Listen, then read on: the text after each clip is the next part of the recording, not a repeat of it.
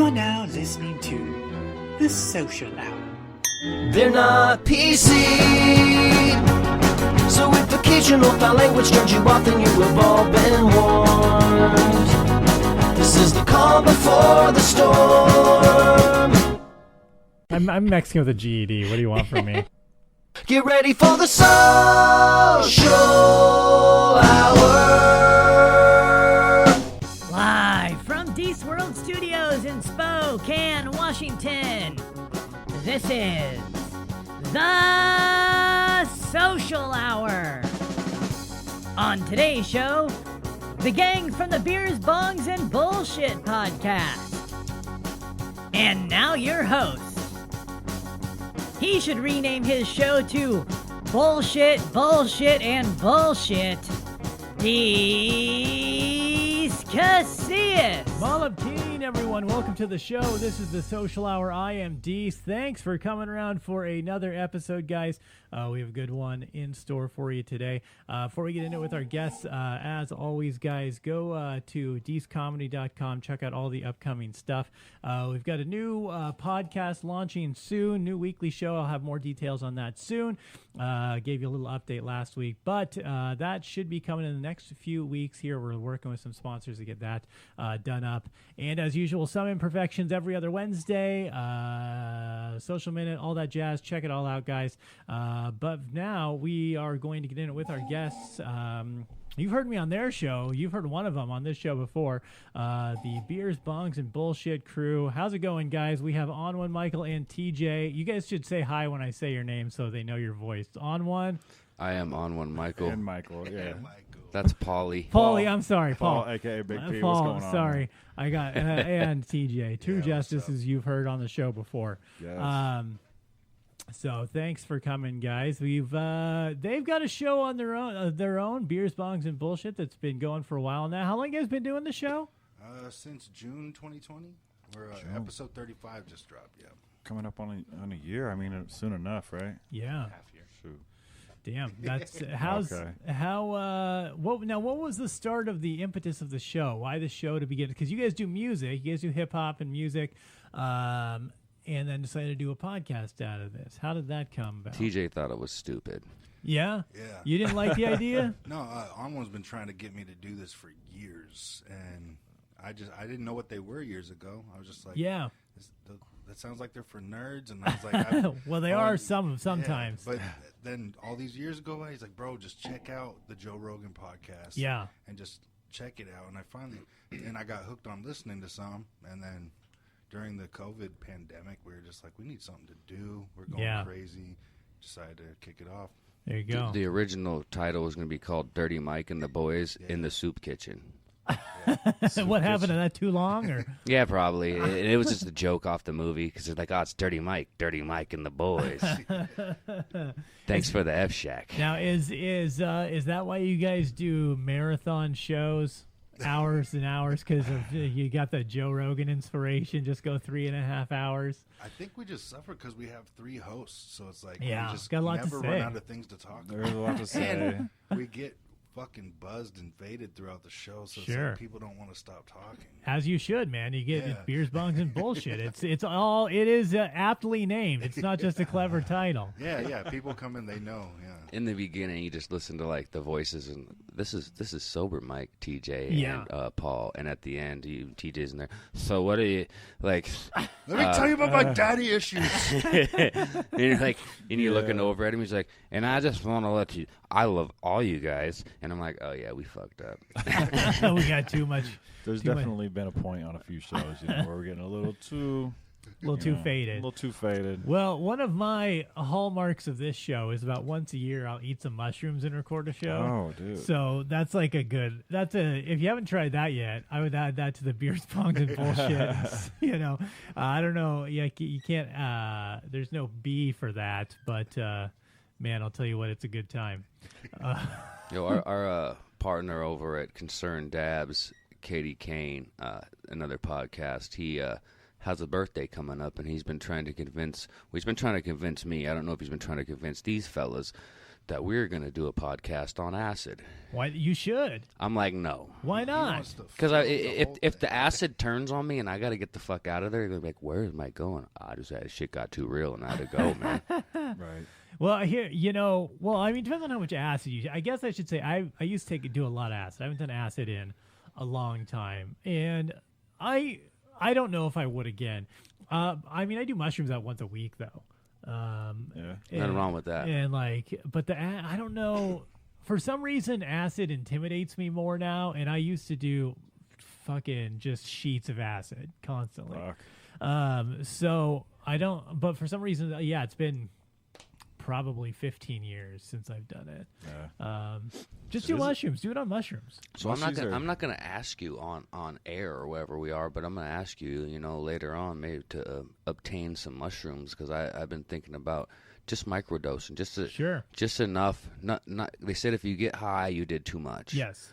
But it can be very beneficial for like depression, anxiety, reset. And I'm like, well, that sounds like a good fucking idea. And last time I took it, I think I did too much because we just sat and watched Step Brothers and died laughing. Well, so that's a good time too. So I was like, I think I'm high. Yeah. And we're just sitting there. Everything's funny. You know what I mean? Yeah, I will. I can definitely help you out with that. I am always. That is one of the things I'm a big proponent of, and always able to take care of very quickly. Do you know? Do you know the numbers? Because someone said like 0.3 of a gram. Yeah. Yeah, 0.3 to 0.5. You should start small and then work your way up daily for about 5 days, then take a week off, then go back 5 days with these microdoses. That's what I was doing for a while. I was microdosing, then I stopped. Then when I got back into it, I just started doing, instead of microdosing, about every we'll say on average 9 days. On every 9 days, I do. I'll make some tea. I'll take about half an eighth. So less than 2 grams, and Is it helpful? And then that kind of rides out for a couple. Yeah, it's great. The microdosing was great for depression, anxiety too. That's why I started doing it again, because I kind of heard that too, that it was great for, your exactly that mental health. Well, and I could see how it just kind of opens things up. Absolutely. Well, they I don't know if it was bullshit, but I think did they decriminalize or totally legalize mushrooms in Oregon? They decriminalized all drugs in Oregon. Right. Yeah. And So did they legalize mushrooms as well in Portland, or no? Is that? I don't know about that specifically. I know that Oregon decriminalized all drugs, which is, obviously very different than legal. People kind of get that confused. Absolutely. Places like Denver has, decriminalized mushrooms and things like that. And I hope, I hope Oregon will be kind of the tip of the iceberg for America in decriminalizing drugs. I think there's a lot of Norway, Spain, places like that who've really proven that it is a good model to go about for helping with addiction, overdoses, people, to have those safe injection centers, even things like that. I know it sounds so crazy to be like, yeah, let these people do heroin. It's like, they're going to they're going to do heroin. Right. Okay. But also you can give them a safe injection spot, have it be done safely with a professional, they not spreading disease, and you send them with a pamphlet and tell them, hey, if you ever need help, let us know. And a certain percentage of people are going to take that help.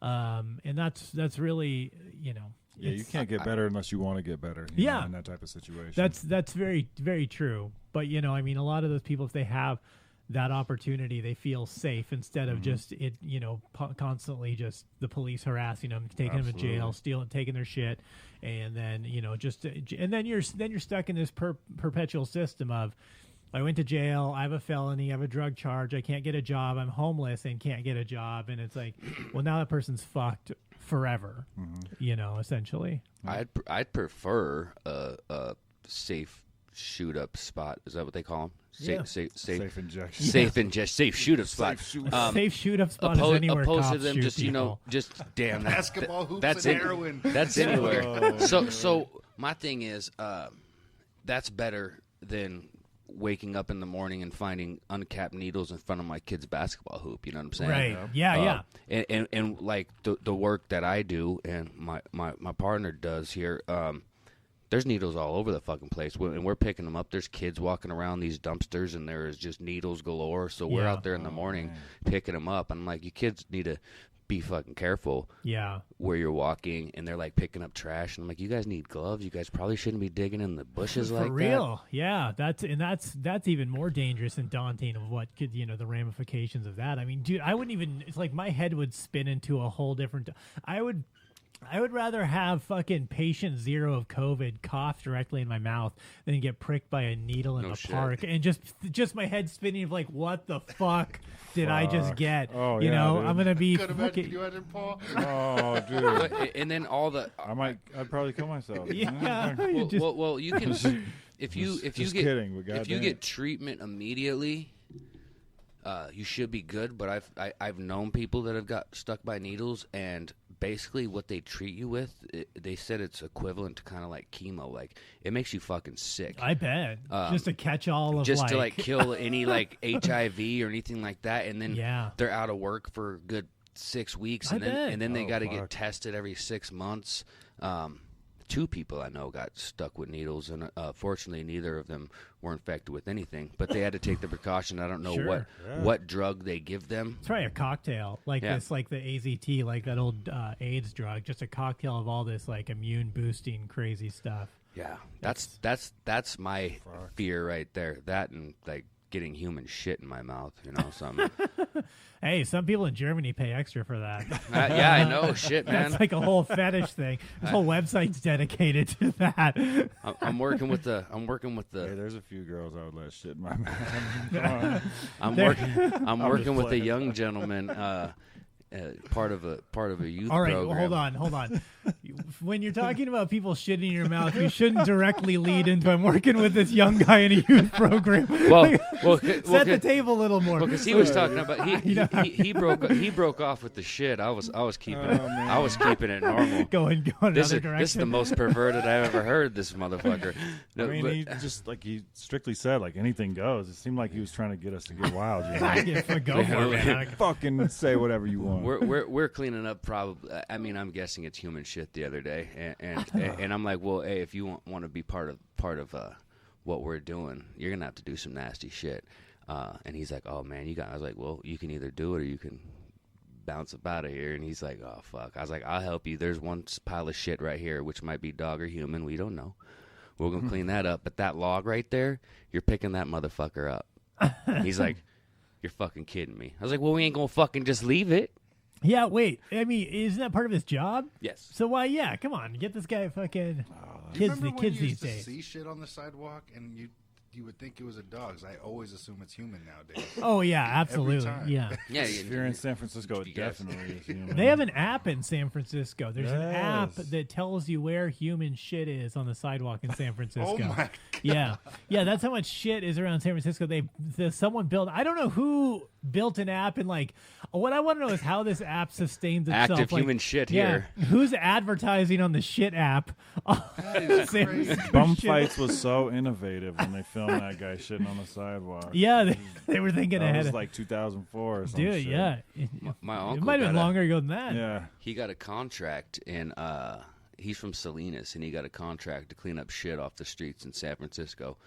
He makes pretty decent money. I mean, it's not very glorious, but I mean, the money's okay. It's fucking never-ending job. That's fucking job security right there. That's so what are you doing? He's like, we're cleaning up encampments, needles, human shit. And I'm like, that sounds fun. Yeah. It was one of the wildest things around April, May, probably the height of like the lockdowns when like literally everyone kind of across the country was still like not fighting out against the lockdowns. And like I went down to LA, I went to Vegas and LA and drove up through San Francisco and stuff.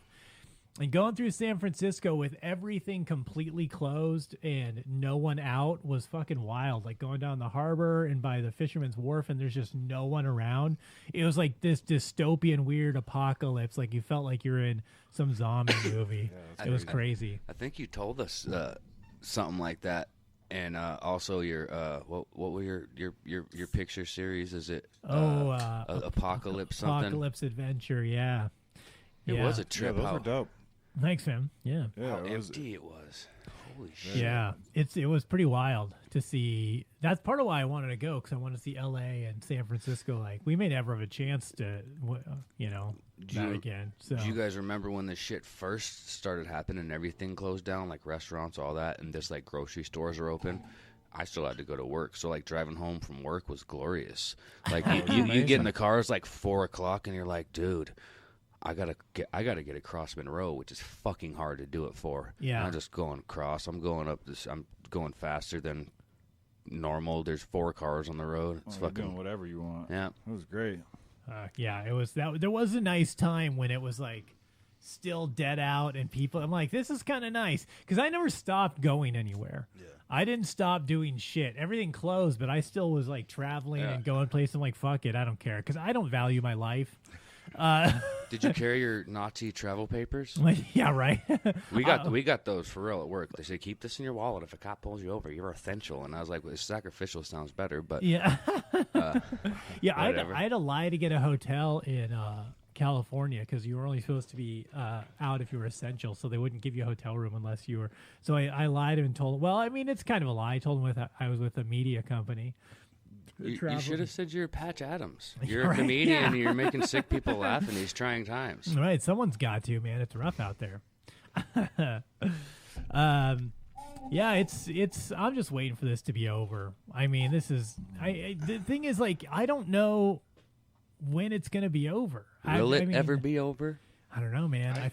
I didn't read into it, but I saw somebody post something recently about how they have a plan, a COVID-19 plan that extends to 2025.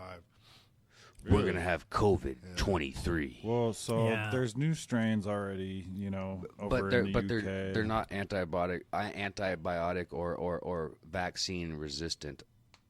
So I hear. That's what they say. Really? Yeah, so they say. Yeah, they so said like the UK variant, the vaccine will still work, although I've heard of people getting fucking sick as shit from the vaccine. Yeah, I appreciated seeing somebody's negative effects of the vaccine. Yeah. Because most people I've been hearing, like, my arm's really sore or something. But somebody had something. Yeah. But I don't know if he was just like what he was describing sounded like a panic attack to me. If we're talking about the same person. Yeah, I think we are. I'm like, dude, that sounds like a panic attack. He's like, for 3 days straight? I was like, did you have that feeling for 72 fucking hours? He's like, no, not the whole time.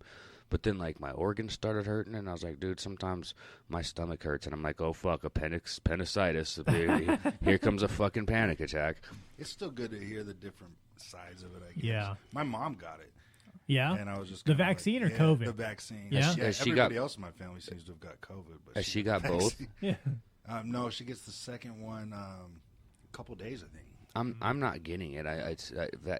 Although it seems like even out of the norm, because in order for me to work, like when I was younger, to do food, you had to be vaccinated for hepatitis. It was just a thing. That's what you had to have. Yeah.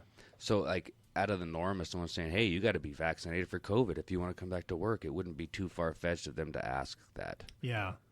Yeah, I don't. What about you guys? I don't want to get it though. I don't either. Yeah, I don't want it at all. I don't get vaccinated, but I think my wife's gonna make me. Honestly, really? I really do. God damn, dude. If I have to, what's up? Go ahead. Because my daughter has an immune deficiency, and so she's pretty supportive of whatever's gonna help her. Yeah, and I just feel like none of us in our household have gotten it, and we've lived our lives pretty normal because we've been working. Well, how safe is the vaccine, so they say, for immunocompromised people, though? Like your daughter, if she got it, would she be okay? Yeah, I don't know. Yeah, what's more dangerous, the vaccine or COVID? Right. That's I mean, honestly, the thing is, like, so they were trying to say, because something like 3% of people who are taking the vaccine are getting Bell's palsy. And they're saying, like, oh, it's only 3%. And I go, all right, well, the fucking death rate for COVID was less than 3%. And we locked down the fucking world. Right. So fuck you, Like, so how about open everything up then if 3% isn't a big fucking deal? I think it's going down. I was looking, like, and the death rate is. The death rate's going down percentage-wise, and, like, currently infected and critical cases is at 0.4%. Well, the infection rate went up and deaths went down because the biggest problem was putting people on ventilators, because once you put someone on a ventilator, their body stops working and trying to recover. The body has to keep fighting. Once the body gives up and doesn't think it has to fight anymore, is the worst thing you can do. Right. They have some other, kind of immune booster things that they can give you.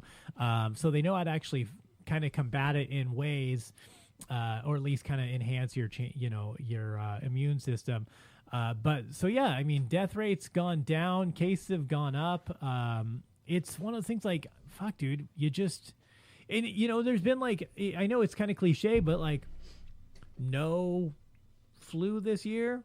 No one's had the flu. That's fucking weird. Here's something weird that my sister gets sick a lot, and she was saying, well, and a few other people were saying she has really bad asthma, but wearing a mask all the time, she think actually helped with not getting as sick this year. Yeah. So maybe I don't know. Maybe everybody wearing masks, the flu wasn't going around as much. I don't know. Yeah. Well, and the masks, and if they are helpful, then so be it. And I'm happy to wear it, even though I think it's bullshit. But if it's not, then fine, whatever. But I think people are fucking washing their fucking hands more, maybe, because you remember. You've all worked in the normal pre-COVID world where people would come to work with their fucking colds, and it always pissed me off. I'm like, why are you here and you're fucking sick? Yeah. You got a cold, and that was normal for people to do. Now COVID, motherfucker, you'd be damned if you come to work. Yeah, it'll be another 100 years before that starts up again, I'm sure. You come to work sick, man, you can get the fuck out of here. Yeah.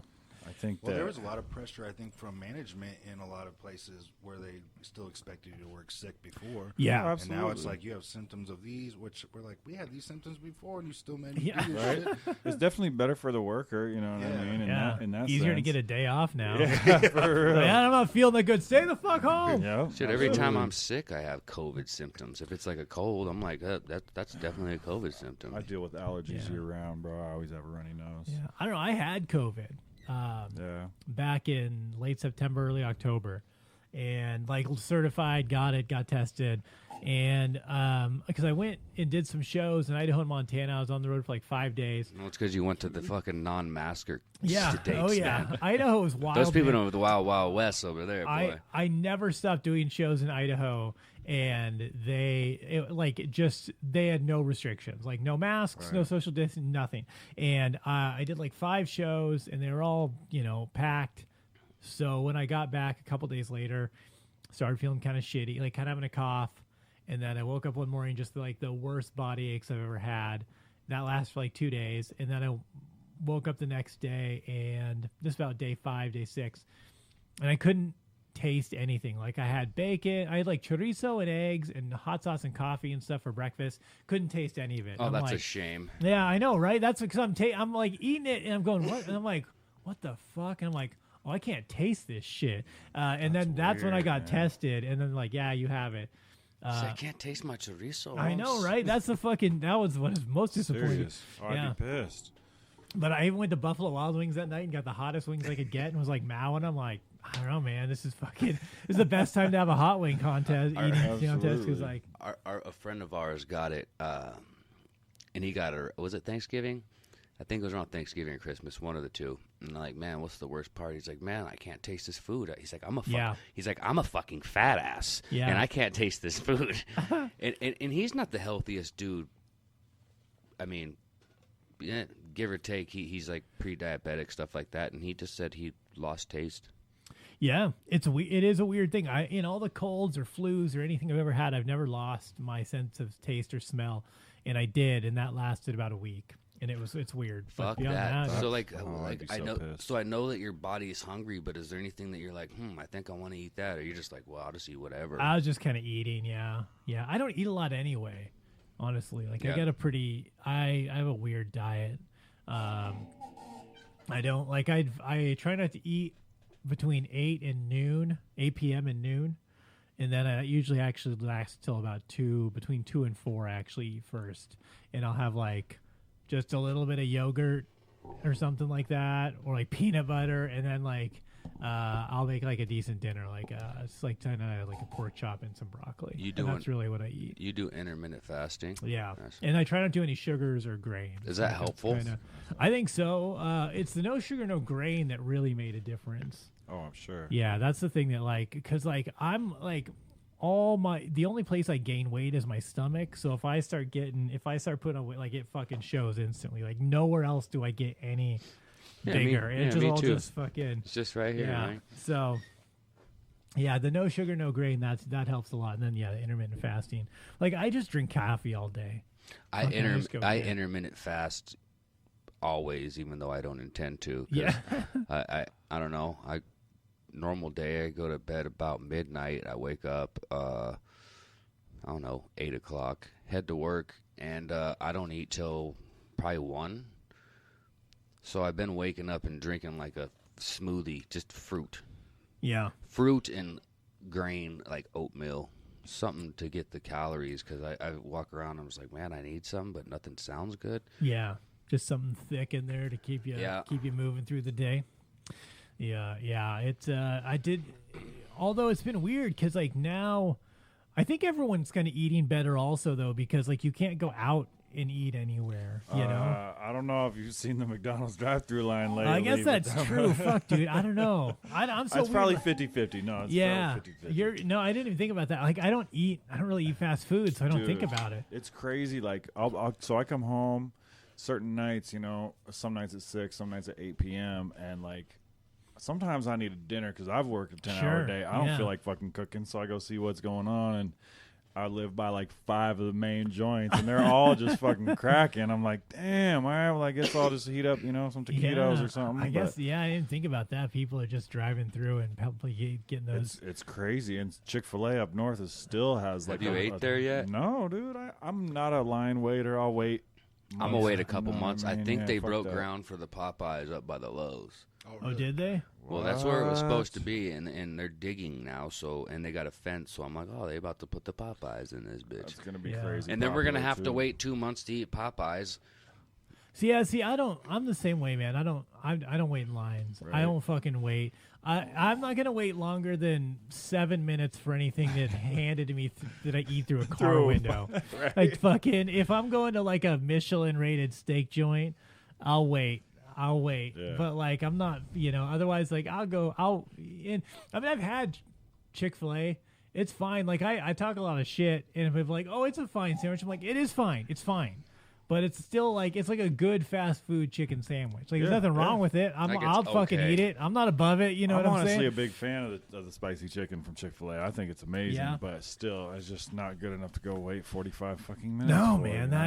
Some of those people are waiting hours. Like my brother lives in Colorado, and they just opened their first like In-N-Out in Colorado. Yeah. And being a Southern California guy, I love In-N-Out. So good. But like. Also, he drove by and people waiting hours. I'm like, no fucking way.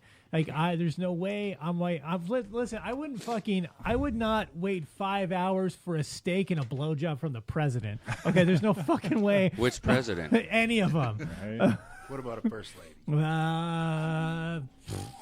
What about our next vice president? So fuck that. If it was like someone worth, if it was smash. Like who's that girl?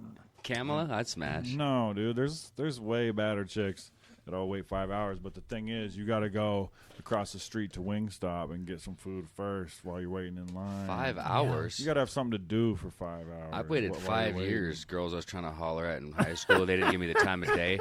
Then 5 years later, when they got 5 kids and 3 babies' daddies, they're like, oh, you was always so cute. Yeah. And I'm like, bitch. I don't want a piece of that spicy chicken. What did I say? Hey, any of y'all support local today? No. What do you mean? Local food, local anything. P's always talking sport local. So what did I have? Hell yeah. I went to Rosar's. That's regional. I went to Lee's Teriyaki. Oh, nice. For lunch or breakfast, lunch. I don't know what it was because I woke up at like fucking 2. So I woke up at 2 and I'm like, ooh, I'm a little bit hungry now. So about 4, I ate some pho and some spring rolls and. Oh yeah. Nice. That's all I ate all day. So what's the difference between a spring roll and an egg roll? The spring rolls. Spring roll doesn't have meat, right? Yeah, no, the just Vietnamese. veggies, right? No, there's meat on these ones. It's the coating So it's too, the right? Vietnamese spring rolls, and it's rolled in rice paper. It's got like sprouts. It's got cabbage. It's got basil. It's got I think it's got rice noodles. Carrots. It's and got shit. beef, carrots, and shrimp. What's the difference Shrimp. with egg rolls and lumpia? Lumpia, and I think That's lumpia is just a Filipino version. skinnier egg roll, ain't And it? I don't know. Do they usually don't put like the veggies in lumpia, right? It's usually just like a meat and like a vinegar sauce. I think right? there's a little bit of veggies I too, think like there's a cabbage. Oh or yeah, carrots, okay, yeah. I think The it's egg just fried meat. egg rolls. I really enjoy the fresh spring rolls, and they got this. It's a peanut sauce, which is essentially, as far as my buddy tells me, is peanut butter and hoisin sauce and Bro, cracked nuts on the top. All right, still fun. peanut I'll sauce. take that shit. I think that shit's fucking bomb. Hella Yeah, bomb. It's just yeah. half hoisin, half peanut butter. I need to fuck with that then. I'll fucking make some at I home. don't know what hoisin Jesus is, Christ. but yeah, that shit's so Hoisin's fucking fire. the brown sauce that you put in pho. You eat pho? No, Pho sir. was delicious, and that filled my big ass up. Really? Yeah? Would you get a large? I don't know what. I want to. I can't remember what. You get it with just the steak, or Me and my wife got it together. I want to say. I got it I could once. take It the was just steak. weird. There's like jalapenos in Strange it. Yeah. texture. you get the steak and flank and meatballs. Some people get like the tripe. I don't fuck with the tripe. You don't like tripe? I don't even like tripe and menudo. I Oh, wanted to damn. take it out. All right. Even the homony's kind of a little funky. It tastes like I don't corn like chips. The menudo in the menudo. You don't like menudo at all. Nah, word. You know, Mexican don't like menudo. You like menudo? I love menudo. Yeah. Fucking hated that smell at my homeboy- grandma's house. Oh well, the smell I'm of leaving. it. The No, that's why I smell would is never try bad. it. Yeah. My boy used to love that shit for hangovers. He goes, just yeah. line your stomach with more stomach, bro. You're Yeah. good, man. I'm like, oh. Ooh, Pozole was my hangover. Pozole Yeah. for Yeah. sure. My buddy Strong John Juanito. God, he's in prison for quite some time. But when we were out in Tacoma, we woke up early morning, hungover. He's like, "I'm gonna take you to the spot." Go to a spot in Tacoma, and no English, so he was like translating for us and shit. And he got some menudo. Oh, I got yeah. some pozole, and that shit cured that shit. Oh yeah. Really? Pho, What's pozole? and it's a soup. Yeah. What's the difference? What is there, like radishes? There's and- hominy in that too. Yeah. Hominy, radishes, and you'll get some like cilantro, and it's like a chicken stock, and you get it usually with chicken or pork in there. And it's just like like this brothy soup thing, but just like the salty and the protein is just enough to like coat your stomach and bring you back to life That after sounds a long fucking night bomb, of drinking. So dude. that Why will haven't I cure. had this That shit? will cure. Nowhere your, in Spokane really has it. I don't think. Really? No, the- only real Mexican places. I gotta Gerardo's go or down whatever, south. they had it, but they stopped making it because I guess it wasn't popular. They stopped I'd making imagine. that, and then they're like, they don't serve ceviche anymore. Yeah, you gotta. There's quite a bit of like home cooks that do those meals that come pick up that have pozole. And shit. Really? Yeah. I gotta check that out. There's a taco spot. I do this room once a month down in Lewiston, Idaho, and there's a taco spot called CC's Tacos right on Main Street, and they've got some. They got some of the best tacos I've ever had, but they also have amazing pozole. It's right across the street from my hotel, so every morning when I wake up after the show, I just walk across the street, get my tacos and pozole, and hit the road. That sounds Have, awesome. have you So jumped what's on? Have you jumped on the hype, the burrito tacos yet? Yo, I've had that's what some. I was just gonna say. The 509 Eats, yeah. The shit looks bomb. Yeah. Is it like an au jus or something? No, they it's serve to it's fucking dip so with that? so they cook the meat. It's like a stew, and the stew meat they put on the tortillas, and then they fry the tortillas, and you dip your tortillas in the soup or the stock from the stew. Fuck. Well, This shit looks bomb. Dog. When I make tacos at home, which is a couple times a week, I make a sauce that I cook my shells in with some oil and stuff. You got to bring it into the taco shell, and that's Right. a deal breaker. You know, that's a game changer right So there. hard. man. So you fry them hard. You don't eat the soft corn. No, I cook them up in some oil and get them a little crispy. They're still a little This soft, but a little motherfucker greases. crispy. His shit's is greasy. But they good though. They greasy. Oh, I'm as hell. sure. I said, what is this? I want a little taco of my grease. Yeah, You haven't ate enough unless it's touching your elbows. But Yeah. Yeah. grease strips. yeah, man. I got a bunch of good taco recipes, but I make some. I don't know if you do this, TJ, but when I do ground beef, I do about a 30-70 of I do 70% ground beef and like 30 of some chorizo and mix it in there with it. That'd be good. So it like gives a little bit of extra flavor, but too much, you get too much chorizo, it starts to fall apart or would just overpower. But like that little bit of mix in there, oh damn, man, Yeah, I'll try that. It's so My wife fucking would like that too. oh yeah, it's so good. Don't they have like some? Who was that? Shared like some. It was a different kind of chorizo, like vegetarian or something like that. Oh, weird. Gross. I don't know. Have you guys weird. seen It looked the same though? The food that they're making at the Lions Lair lately? No, sir. No, I've seen I some. did. Some I of did that have the shit looks impossible. bomb. Like I think they do the burrito taco sometimes, and then they like stuffed tater tots and like You said Lions Lair? Yeah. Well, because they got to they're like, man, we got to stay alive somehow, and they can't have Right. customers in there drinking, so they're like, well, we got to start doing food to go because they're Something. like, we're not going to go under. Yeah. And I'm like, yeah, I respect that. They're hustling. Yeah. Swinging Doors is open, but they have their doors. All their doors are open. They're Swing- good to those go. doors are swinging. Yeah. We've ordered from them a couple of times recently. Their food's They fucking got some good, great Yeah. stuff. man. Yeah, dude. I'll get some wings and a chicken fried steak. I was just gonna It'll be say their all- chicken fried steak is legit. It's like bomb. $17, but holy shit, dude, it's fucking huge. It's massive. It'll fill you up. And they have a chicken fried chicken dish. Oh, too, really? Which is really fucking Oof. good. It's so fire. Yeah, I think try we that. just got I'm some gonna of see their what, fried shrimp, which actually I really like. I was going to see what kind of freaking food they got today just to shout them out because Who's Swinging Doors or Lions Lair? Lions Lair, because they're just making some like just cool like off the wall stuff. Yeah, That's good to know because I didn't even know they were still doing anything. yeah. There was a couple months ago, I was doing trivia there on Tuesdays, hosting trivia, and they they had this grilled cheese sandwich that had like jalapeno poppers and bacon and shit in it. Oh, that sounds fucking wonderful. legit. I could use a bacon wrapped jalapeno popper right about now. I think they're doing mini waffles and chicken waffles. All right. Is Oh, yeah. pretty fucking dope. Sounds good. Yeah, I'm always down with that. Now I'm getting hungry. I know, right? I know. I just ate It's dinner, tough. and I'm like, fuck, dude, my 8 o'clock is that witching hour. I don't want to eat after that, but goddamn hungry. You got what- 10 minutes, bro. 10 minutes to grub. Actually, more like fucking 13. So tell us what's been going on you guys' show. You guys do the show, you said, for since almost going on a year, Around 30 getting a year, weeks or yeah, so, right? something nearly. Yeah. So I mean, you guys have a lot of different guests on. I mean, tell the guests or the listeners about you guys' show, what you do, who you talk to, things like that.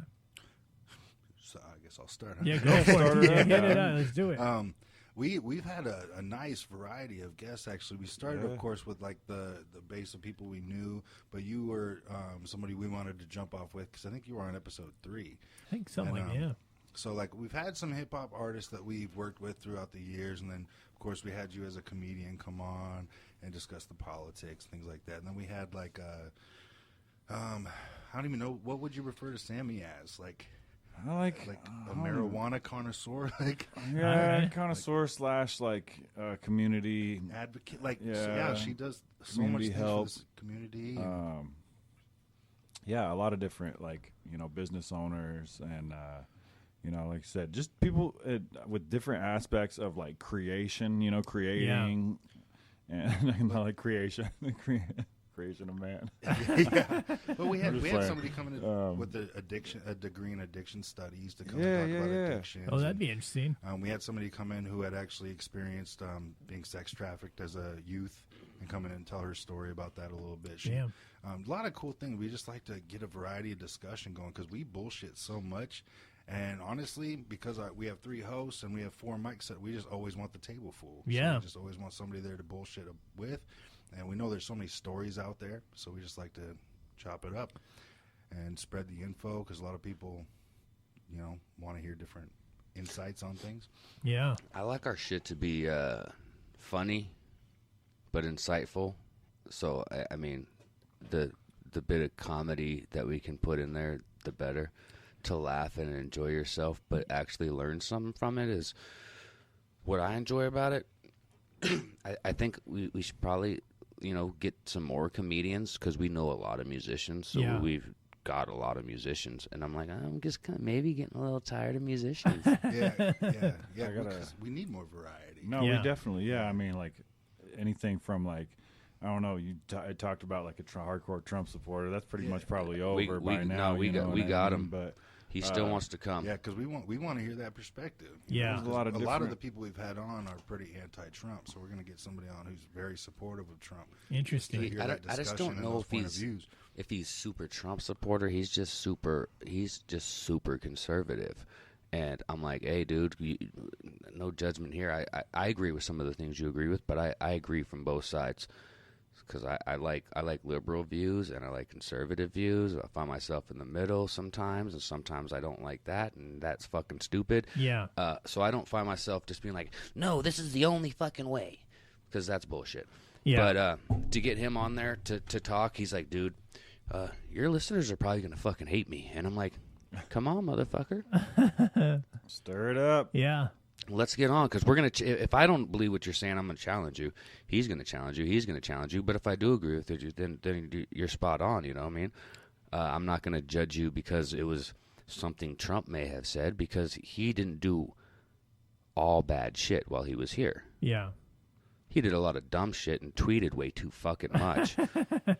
But not everything was all bad. Well, that's one of the interesting things. I definitely am not a fan of Trump in general, but when people try to talk about how this catch-all, and it's like, no, I mean he's not presidential, and he's kind of an idiot, and he's kind of narcissistic and egotistical, and has these kind of obviously toxic traits, but he has accomplished some things that were probably good. Some things are subjectively good, some things he's done are objectively good.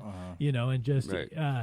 And then I just don't like politicians in general. But like I'm not a fan, and also I don't like making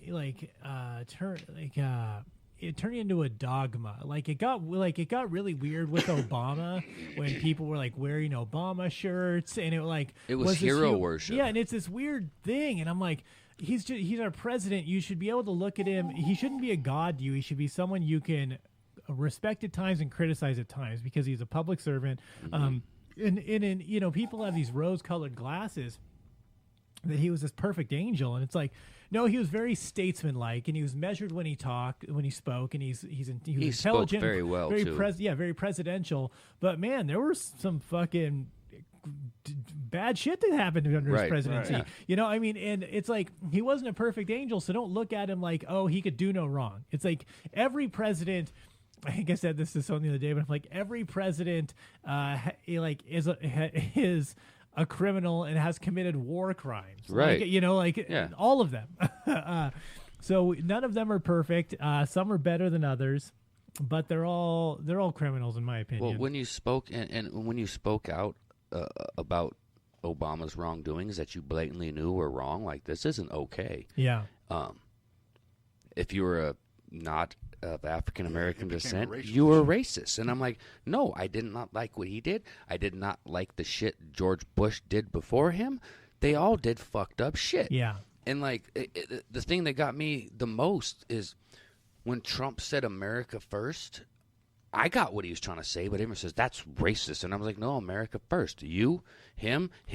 Like, we should come first, opposed to like outsourcing our jobs here, and like the stimulus, like the stimulus shit they did. And you're like, what the fuck is $10 billion to gender studies in Pakistan? Because I still don't know what the fuck that is. Yeah, it's a weird, there's shit like that it's I think the hard thing for people to swallow with Trump, when even especially for a guy like that who says, America first, he's saying America first, but there's, I feel like there's some exclusion as to who he's talking about in America, right? Which is, that's the part where I think that gets lost. Saying America first, and then also saying things that exclude certain groups in America, makes that a very jumbled statement. You know what I'm saying? So like that makes it hard for people to swallow. But at the end of the day, also he was kind of looking at the whole of America as like basically not the individual groups and peoples, but like our economy, and just bringing back things to America in general. So I mean, there's a little bit of both of that, right? Like the idea itself I like the idea itself. Americans, if it was inclusive. Sure. Yeah. That would. Yeah. I mean. So America first, all inclusive. We take care of all of us first. We can help other people, but we take care of us first.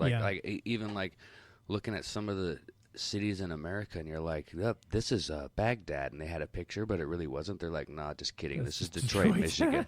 And I'm like, why are we not helping? Like, why are they not helping Flint? Yeah, why does Flint, Michigan still not have? Do they still not have clean drinking water? How long has that been? Years. But they blame Trump for that, and that was that was more or less a local government thing. Like, hang that motherfucker. Right. Yeah, it's been crazy. Are they putting charges against him in Michigan now? I thought I saw. They should. Against Trump? Yeah. Or the governor. Oh, I don't. Good question. I read that. They should. Yeah. So what was the problem? Because does anyone know if it's still not fixed? I think it's just Michigan is the problem. It's just a shitty. They just don't give a fuck. Fuck Michigan, they just don't know how to run their own fucking shit. Michigan's so shitty that the outskirts of Detroit were getting so derelict and run down that literally bears were moving in and taking over these buildings and living in these buildings and stuff like that. So their plan was, okay, what we're gonna do is we're gonna tear down all these old derelict buildings and we're gonna make Detroit into farmland again around here, and we'll reinvigorate the economy. So they tore it down, and then they put in farmland, and then they realized that the land was so polluted from all the car companies that dumped chemicals into the ground that they couldn't grow crops. I'm like, Detroit is just fucked, man. Gross, just give it up. I wonder if they could grow hemp there or something. Like it's supposed to detoxify some of the soil. I don't know. Yeah, I don't. Maybe. The neighborhood I grew up in, I don't know if it was on a Native American burial ground or a landfill, because someone said it was a landfill, which either way, it's probably not super safe. Over in Hilliard, they started developing neighborhoods. I grew up over there. I was digging in the ground one time, and I found a freaking arrowhead. Yeah. Old arrowhead. And I'm like, well, I'm a little creeped out now. And then I seen this meme, and it said something. He's like, the shit happened in America. It's a bit weird. It's kind of like we're established on an ancient burial ground or something. Yeah, I know, right? Crazy how that works. What's California? I think they're fucking out of water. Growing up in California when I was a little kid, it was a drought. I mean, it was you could only water your lawn on these days, and you could, don't really? Take too long to shower, and there's all this stuff the drought, and they're about out of electricity. They've been buying water from Arizona, I think, in Nevada. Arizona has water, and yeah, because they've got I know Nevada. Well, does. they've got the Colorado River goes through through there. So they've got the dams Hoover Dam and stuff like that, which is in Nevada. And it's dropped a lot. Last time I was there, you could see the water lines and whatnot. My aunt lives in Huntington Beach, I believe. I don't know her that well. We've talked here on the phone and whatnot. But she just took grass out and they just put gravel. Yeah, why not? That's gravel and cactuses. Here's how dumb California is. They're in a drought, and you'll go down the freeway on a rainy day and the sprinklers are still watering the weeds in between the freeways. It's just put in dirt. You live in basically a desert climate. Just put in dirt, or if you're going to have sprinklers, put in rain sensors. Spring for the extra 50 cents to put in fucking rain sensors. So it's not. They could put some nice little rocks down there. Just throw down succulents and dirt and call it good, Seriously. What the fuck? They could take notes from Spokane, all the rocks we bought to put by the freeway to stop homeless people from sleeping out there, Yeah, that was $150,000 worth of rocks. Good plan, Spokane. Did a great job. Moved them 20 feet over. It's just fucked. That's why I'm we need to take care of us. I don't mind taking care of other people, but man, us as a country, I want to take care of you, and you before I take care of fucking whoever down there, whoever over there, and that's just you take care of your neighbors. Yeah, Did you see that Netflix special with Zac Efron and the other guy who traveled the world to explore those things they're doing in other countries? No, I heard about it. It's pretty cool. Like Yeah. it just really shows how far behind we are in this country of like things that using our own resources. And, Yeah. like it's just crazy. It Oh, blew my mind. absolutely. All these other countries in Europe are Yeah, just the amount of crushing waste it. we still do in this country is ridiculous. The other things that bother me are like, it's generally Caucasian people, but sometimes it's not, that go overseas. They're like, we're going to go to Africa and we're going to indoctrinate them and teach them about Jesus. Well, they're fine with what they had. Like, Yeah. like you think you're being helpful, and then they take the little pictures posing with them, and you're like, you fucking little twat. Yeah. Do you think you're being helpful and revolutionary, this, that, and the other thing? I think you're being a fucking social media cunt. Yeah, they don't need Jesus. They need a fucking sandwich. No, right? Like fucking. He said, "Oh my God, he's got flies on his face. Can you like blow those away so I can like take a picture?" Can you imagine? That's probably been said before. That's Oh, He yeah. probably has. It's like it's ridiculous. Like But one of the NFL players the other day, he's like going to Africa to like build wells or help build wells or something Yeah. like that. Like that's really dope. Can't be mad Akon. at that. Oh, Akon's Why are not killing people it over talking there, more man. about Akon? What he's doing? Like Let's talk about him. I don't know what the numbers are up to now, but he's He built like a city or something. Like, dude, it's like a fucking. It's like a future. It's like Wakanda. He fucking built Wakanda. is Akon's no from shit. Africa, yes. I believe so. So he took his money. So what he did, they said, what he did in 2 years was give electricity to tons of people in Africa, and he said, and then there was another thing back to and in Flint, Michigan, and it's like Akon. I don't know what his net worth is, but he's doing good. he's doing Yeah, really he's good. Yeah, good. it's like why aren't other super rich people doing this Why type aren't they of giving stuff? Akon his flowers or talking more about it? Because it's like, man, that if you had that kind of money, if I had that kind of money, it'd be an obligation to be helping people that don't have. Allegedly, Akon is worth $80 million. And what 80 million, that's what it? and Well, I guess he strikes me as an off the books type of guy. yeah, probably. Because he, don't want to get locked up. So what has he done besides giving power Make to bangers. make bangers? But he's giving power. Are they building just like so? I don't know the He built extent like a of it. school in like a city, or I swear to God, he built. That's back when it was okay to tell a woman that she was a sexy bitch. Wakanda Damn, he was forever. a sexy bitch. Didn't he like give a bunch of people Wi-Fi as well? I'm pretty Probably. sure. Yeah. You just gotta respect So you that could kind of. You download gotta it. respect Yeah, where that you kind at, of Jeff shit. Bezos? Why aren't you building cities? Yeah, well, I mean, that's what Elon Motherfucker. Musk is creating, like the Starlink to give people to make it like global internet, basically. Yeah, but it's like $100 a month at least. Man, Elon Musk is already. He's probably has somebody on Mars right now establishing things, and he'll tell us about it later. He's on Mars. His fucking body double clone, fucking cyborg Elon Musk is the one who's here doing shit. He went to Mars a long time ago. Watching that dude smoke That weed makes with sense. Joe Rogan was pretty awkward. He That's talks like hilarious. a robot. Just the way He he does. smoked the weed. That's the thing that struck me when I watched long form interviews with Elon Musk is he gets asked a question and he sits there and he stops and he looks at you and he goes, you can see like the wheels turn for a second and then he figures out what he wants to say and then he just starts going off and it's just like all this information. It's so fucking smart. And you're He's a savant, huh? yeah, absolutely, man. That guy's got some.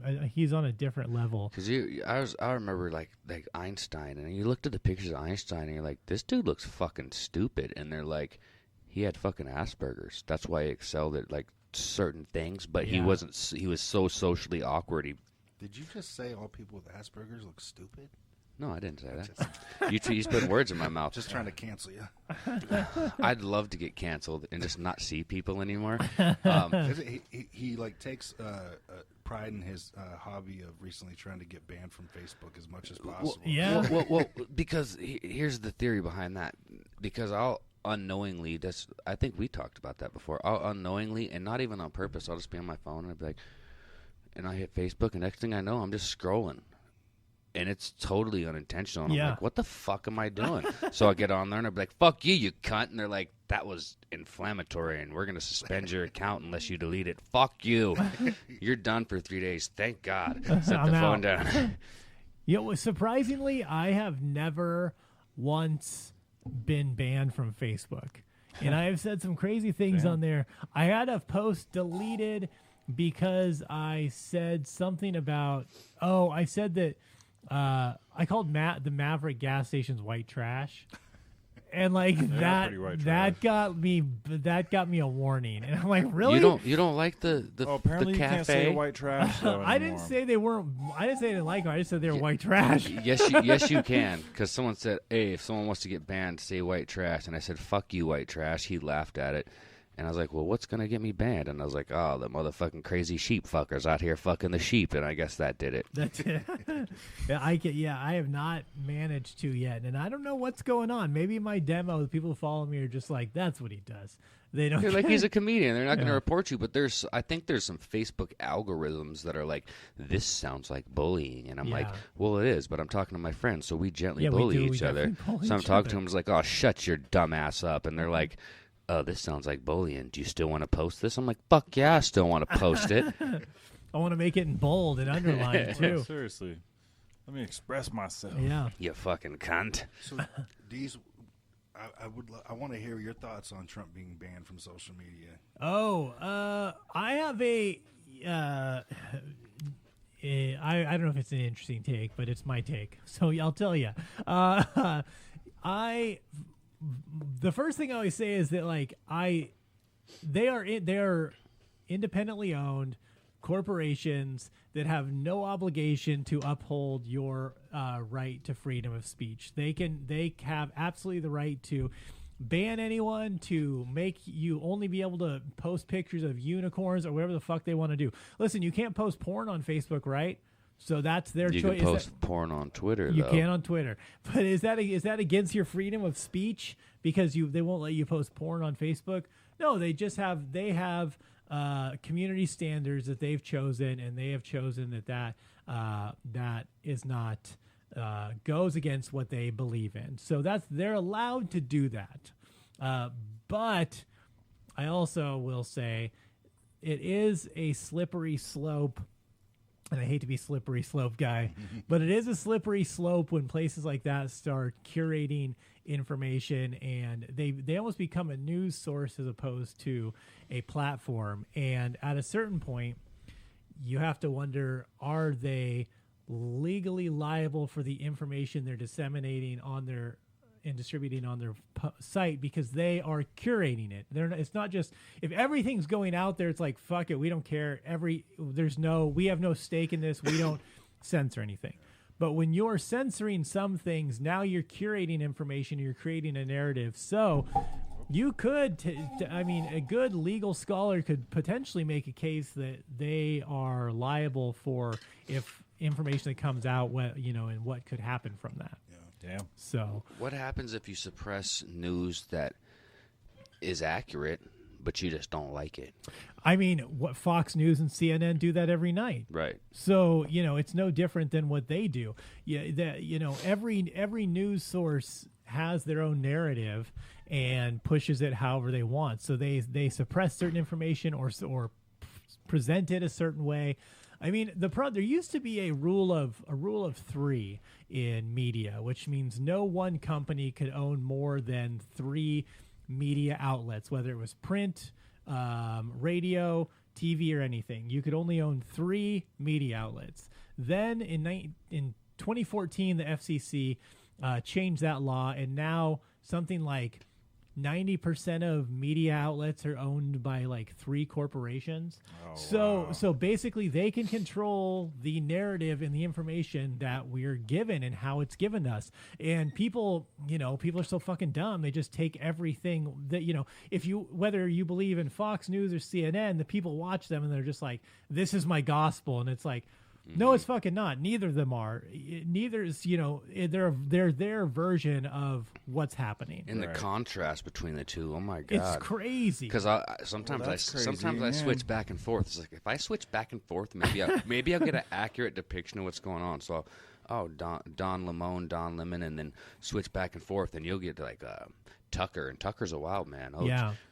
He makes me laugh. He's more of a comedian to me, just because he just doesn't give a fuck. Well, actually, a judge ruled that a judge, because Fox News was getting sued and for giving misinformation on in their newscasts, and their lawyer used the excuse, well, we are not news, we're an entertainment show. Which it's like, Fox? Yeah, they're not wrong. They are, but they're CNN is also, they just weren't being sued in this instance. But I mean, they're, as soon as you have advertisers in news, you're not appeasing who's watching, you're appeasing your advertisers to you're selling the news to get people there to get to your advertisers. You don't really give a shit about getting the news across. That's just how you make advertising money.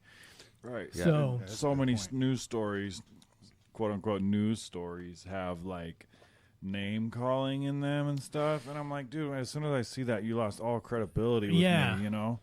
I just can't even Hey continue man, to read. someone told me, I said, where can I get the most accurate news that is non-biased, that is straight facts? And they said, you want to hear accurate news? Watch another country's news about us. They said go to watch Australian news about the United States.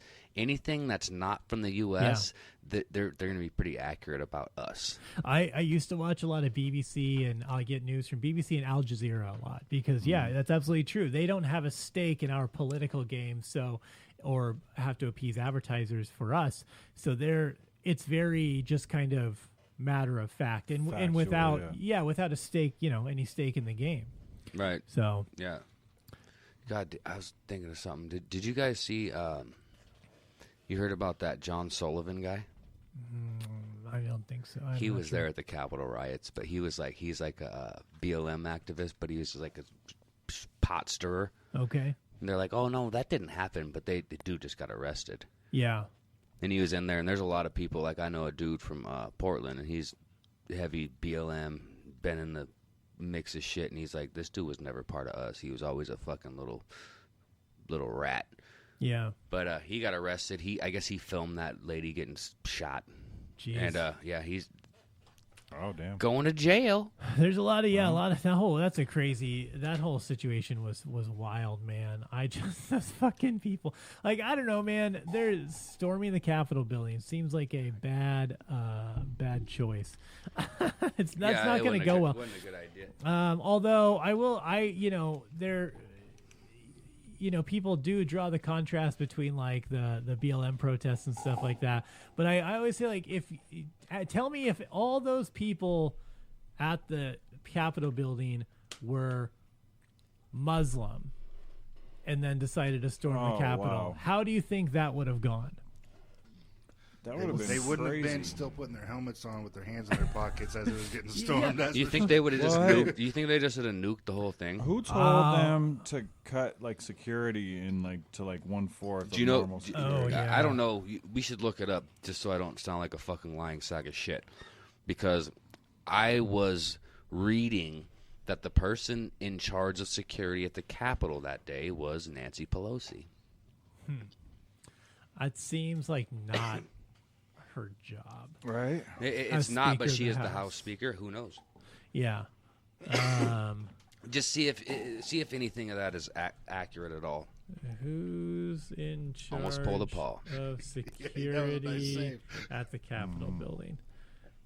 As executive officer, the sergeant at arms has custody of the Senate gavel. No, that's who's the sergeant at arms?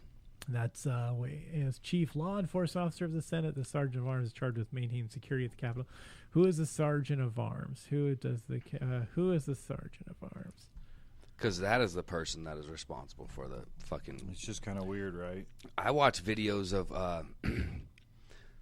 the law enforcement dudes that dude with the crazy raccoon hat and the horns. Mm-hmm. He walked in there. The dude was following him, and he's like, and there's a dude that got shot with rubber bullets leaning against the table.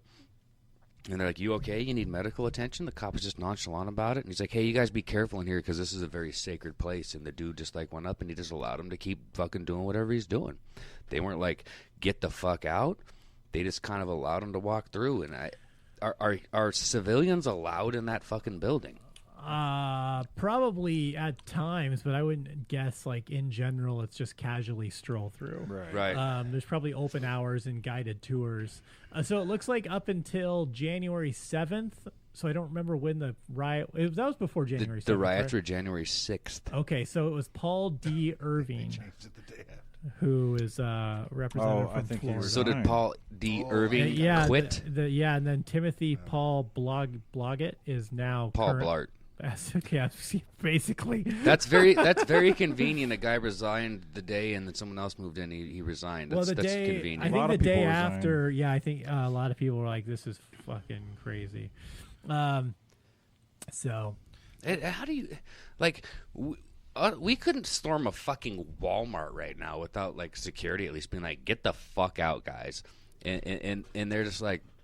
And I was watching videos of cops just like kind of like backing up and walking with them. yeah. Hey, do you guys want a coffee or? I think part of the issue, What was that joke you unfortunately, made is about- that probably a lot of police officers are Pizza Hut and conservatives and Domino's. Trump supporters. They were So, exactly. I think that can be a problem. They're kind of like culpable, but like I didn't do anything, but I didn't do anything to stop it either. I think Which is cops kinda are also afraid right now. They're walking on eggshells. Like you got some bad cops that are doing shit that we know isn't okay. Like the George Floyd thing we saw. I've seen other things where I'm like, I don't know what happened, but I saw the George Floyd thing happen, and that shit was murder. Yeah, that shit's egregious. And then I watched like the other fella in Kenosha. What was his name? The white kid. No, the black dude. Oh, the He's paralyzed now. Yeah. He I thought you meant the shooter. He admitted kid that he was on the they tore the whole city up, and he admitted in a news interview a couple days ago. He said, "Yeah, I had a knife. I had my knife. I was going for my knife. I dropped my knife. I got shot in my back. I'm paralyzed." So that is understandable. I mean, knife to a gunfight, not a good idea, and maybe I'm overstepping. But like the George Floyd thing we watched it. Yeah, I just think there's a better answer than the. I feel like cops shouldn't have. At a certain point, like murder shouldn't necessarily be okay for them, and they have qualified immunity, so they're able to get away with it without any repercussions. They're automatically innocent. It's like better training. They do a week of training with firearms when they're first in the academy, and then they never have to do firearms training again. I'm sorry. They do a week of firearms training in the academy, and then they qualify with their gun every year. They do a week of hand-to-hand combat, never have to train with that again. So what do you think if you're only training them on guns? What do you think they're going to use when they have Their gun. They When come the to, shit yeah, they're goes gonna, down. that's all they have. I mean, I have more fucking firearms training than most police officers, Right. if that's the case. Well, also like at a certain point, it's like you don't want to see another bad guy on the street, but maybe just let him get away. You don't have to keep chasing him and try let him get away and figure it out later. It's Right. it's not your job to be judge, jury, and executioner in the moment. Most of these guys are ex-military, PTSD, have psychological issues. They have a GED and a 40% chance they have a domestic violence charge. It's like that's our police force in America. Yo, TJ, just because it's relevant and it's new in my head. So you had a knife pulled on you recently at work. You didn't kill the guy. What was your response? Well, that's TJ works in an Like old T- folks home. Agnes was real mad. Agnes was Apple so pie But I'm again. saying, This like- is bullshit, TJ. Like TJ was smart enough and knew enough verbal judo, what we call it, to not have to put the dude down. Yeah. Yeah, but this one was a kind of a terrible example because this was me actually letting my guard down way too much because I was way too close. And if he wanted to, he would have got me. Yeah. Right. Really weird scenario because I think I've been pretty open. I run a small security team, and we deal with the homeless population pretty much all the time. Yeah. Well, I'm by myself one night, and my staff is all out. So and I'm more of a desk jockey now, like just trying to supervise the team. Paper bitch. Yeah, that's how I feel most of the time. So I'm like in my casual clothes, just like chilling on the hallway, and then this kid gets in the building, and he's trying to charge his phone in the hallway in one of the outlets, and I let him know, hey, you can't be in here, man. You got to go. He's like, just give me a minute. I'm like, no, it doesn't work like that. You got to go. And I've already kicked him out once, and this is not in cold months, so I feel a lot less bad when I have to kick people out when it's warm out. So I started going towards him because he brought a bunch of groceries inside, and he puts his groceries down, then goes down a few stairs where the outlet is. And I'm like, no, man, it doesn't work. You got to go. And I actually went to go help him with his groceries. I'm like, I'll help you carry these out. So both of my hands are full of grocery bags. And he starts going, don't touch me. I'm like, bro, I'm carrying your groceries right now. I'm not going to touch you. I'm not doing anything like that right now. I'm just helping you walk out. And then he pulls a fucking knife out. And at this point, I'm on the platform with him. And I froze for a second because I was like, how stupid am I for getting this close with somebody I don't know very well? I would never let my staff. Unpredictable, And I was like, holy shit, I did nothing threatening, so I didn't see this coming, and that's what we have to be ready for at all times, I guess. And I just kind of felt back with my foot and felt the stare. I was like, okay, I'm gonna slowly walk back up these stairs and try to talk to him. And luckily, he ended up leaving. But I was like, if he wanted to get me, he would have got me. Yeah, it's like my verbal judo in that scenario. I'm not very proud of. I just feel like because I backed off a little bit, he had more time to think about, like, I got to go. I say the verbal judo because you're generally pretty good at it. I guess and I usually take pride in it because I can talk down situations quite often. I've been running this team for over 5 years now, and the only time I've had to get hands-on truly was to put somebody on the ground to stop them from attacking another security company. And, we do very well. That's what I train my staff in, is like we can talk to people and treat them like humans. Was that one of your guys that was attacking another security company? A little workplace competition or something like that? No, we had facing Prestige buildings. worldwide. So we shared a parking lot. And they would get really bored, so they would come over to our building and hang out and bullshit because they would have to work alone. Right. And they would see a couple of it. So they would come hang out in ours. Well, he would start treating our clients like shit. And we run our security. We're there for the people, the population themselves, where a lot of other security are there for property. And we put property second to everything. So, and he was running his mouth. This guy, they had their own issues in the parking lot before, and they weren't allowed to come back over to our building every day. I was just like wondering, Jacob Blake, I think was his name. What happened to tasers and pepper spray? Because that shit works. Yeah. Well, we did the academy, the Citizens Academy. And even the cops are like, what are you doing here? And they're like, oh, you got to think. And I'm like, well, you got to take him down. Oh, well, now your partner's dead. And I'm like, that's not fair. Like even maybe being even a little, open-minded to what the police have to go through. And they're on code red probably all the time. Yeah, part of it is, again, a training issue, and also I think we could, like when people say defund the police, it's a hot button issue, a buzzword, and people take that out of context and think it means we won't have police, which is ridiculous. We will always have police. Obviously, we're a society where we need police. I think the idea is reallocating funds to other things that can help alleviate some of the things they have to deal with, or help them deal with what they have to go through in a different manner. Like our city, take Spokane, for instance. The city sheriff's department got $350,000 of COVID relief fund money to buy infrared sensors for their helicopters. Now, first of all, it doesn't sound like COVID relief. The fuck does that do? Right. Nothing. And how often do you see those police helicopters up in the air? You know how much those things cost to run? Yeah, it's crazy. It's stupid. Yeah. So like, when they say defund the police, they're saying let's put that money into weekly psychological evaluations for police officers, so we have less incidents with these people out in the city. Let's have social workers dealing with people like street people more often, who have because the homelessness issue really is a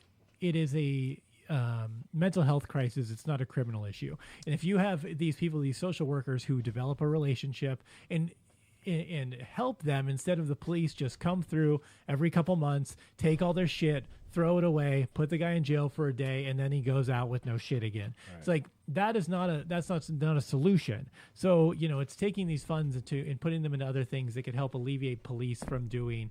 And also, fucking, if we decriminalize drugs, then that's not a fucking issue anymore. But the reality is, it just comes down to money. It comes down to money.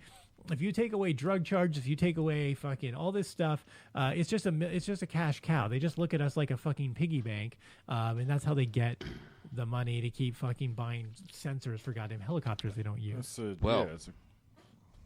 You have a career in politics, my friend. The future mayor of Spokane, Deece Casillas. I know, man. I got to get. You're gonna do that still, yeah? I want to, but it's been a bummer. Like, I'm gonna be on the ballot. I already put all my shit in, but like I can't do anything to like raise awareness because you can't go out and talk to anyone. Well, or do look, anything. man. Nadine says she ain't getting the snow plows out unless we get 6 inches of snow, and our roads showed that this year. I'm driving around like, what the fuck is wrong with our fucking roads today? A couple weeks ago when we had that big snowstorm came through, and then it lasted like the next day.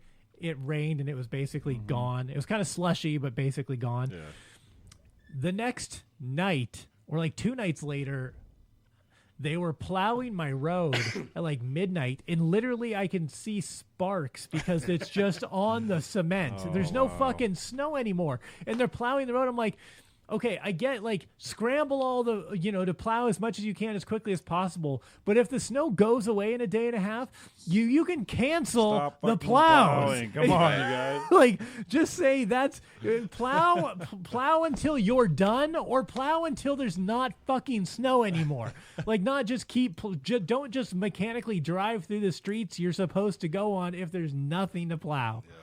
That's crazy. Right. He just wanted some overtime pay. Yeah, no big deal. He's getting golden time. He's what's 1:30 in the morning. He's fucking driving through the streets, fucking listening to Billie Eilish in his goddamn earbuds. You were talking about mental health and police and all that, and I've noticed firsthand that sometimes when it's a mental health crisis or crises, what do they call them? Crises.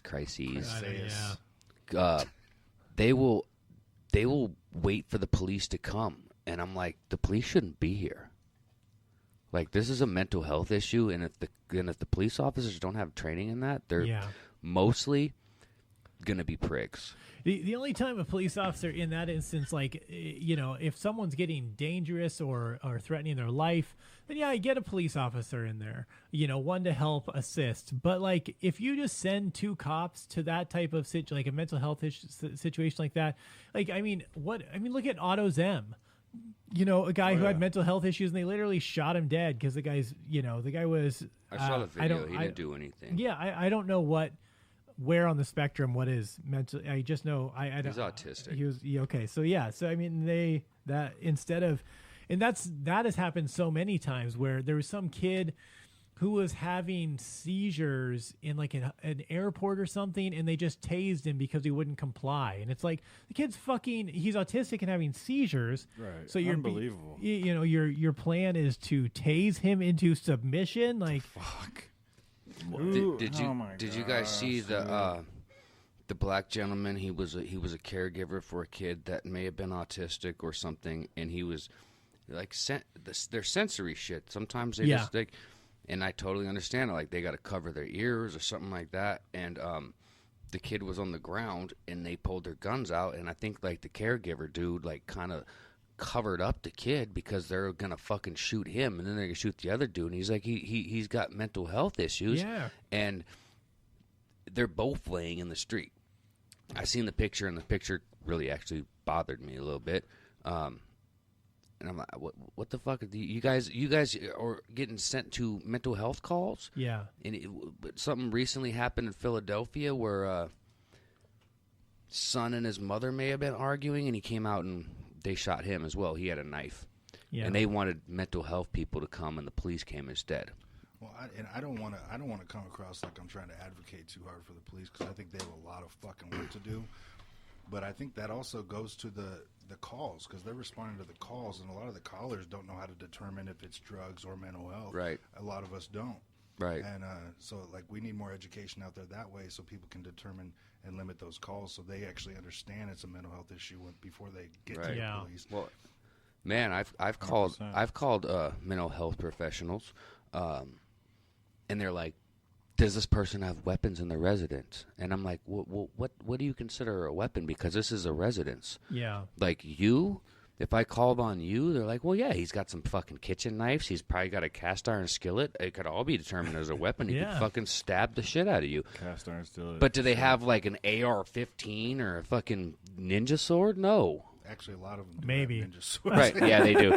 But the kitchen utensils. I could cut you up nice with a kitchen utensil. So you got to be more specific. They got basic kitchen utensils. Man. I got a Cutco knife. Those things will fucking cut through a shoe. Hell yeah, bro. Only once though, then it'd be done. Yeah, it's a tough thing. But hopefully, they just I don't know. We need to just start over. I'm going to Mexico in a couple months, and I'm deciding whether I'm coming back or not. Honestly. Where are you going? I'm going down to Cabo first, that area, and then through to Mexico City and some other places. Are you gonna do it completely sober? Nice, bro. Yeah, I haven't had a drink in fucking almost 2 years. I know you haven't man. drank. I'm like, oh, you're going to Cabo. You got some Cabo Wabo. Whoa, I don't smoke weed either. Although I did manage to get. Think you can sneak some mushrooms Oh, down there? you don't have to say it, buddy. I've never done it internationally, but I did when I flew to Vegas last time. Like before you got on the plane? Yeah. No. Not. I didn't eat them before I got on the plane. What I did is I opened up a bag of Gardettos, and I ground up a bunch of mushrooms, and I threw them in the bag of Gardettos and just shook it up. Genius. Dude, yeah. No cop dogs? No, they're not going to smell mushrooms anyway. I did cocaine the night before I got on a plane to Albuquerque and had the worst panic attack I had in my life. I actually took cocaine through the airport one time. Did you? Yeah. Because I was going away for a while. I was going to work on an album. I'm going down to Albuquerque, and it was like they had some Universal deals and all that. I was like, yeah, this is my fucking moment. My moment didn't happen, but they're like, oh, we're gonna fucking celebrate. We're gonna drink and do cocaine. My first time doing cocaine. I was talking all damn night. I was like, I feel so fucking good. I don't want to go to bed. I got to be up at 7 in the morning to get to the airplane. It's 3 in the morning. I get 2 hours of sleep. Get in the airport. Everything's fine. Then I'm on the plane, and I'm like, I bury my face in my lap. The dude I'm next to, he's like, dude, are you okay? And I'm like, yeah, just give me a minute. I was like, you let me up for a second. I go to the bathroom. I'm like, the fuck is going on? I'm having trouble breathing. Yeah. Sweating. It's like fucking cocaine. Yeah, man, that'll get you. Fucking cocaine last night, you fucking moron. Yeah. Let me get a Heineken so I can balance myself out. Yeah, you need a fucking and a diazepam or something to fucking bring you down. And then I landed in Albuquerque and called, and the motherfucker didn't answer his phone. I was like, this motherfucker ain't gonna answer his fucking phone. He calls me back. I'm like, man, I'm at the airport. He's like, I'm outside waiting for you. I'm like, fuck. I thought this trip was going to get worse because I was about to go back in. Let me get a motherfucking ticket back to Spokane, man. And some cocaine if you have some. One thing, too, for... where are we at? Okay. One thing, too, I wanted to talk to you guys about, switch gears here a little bit.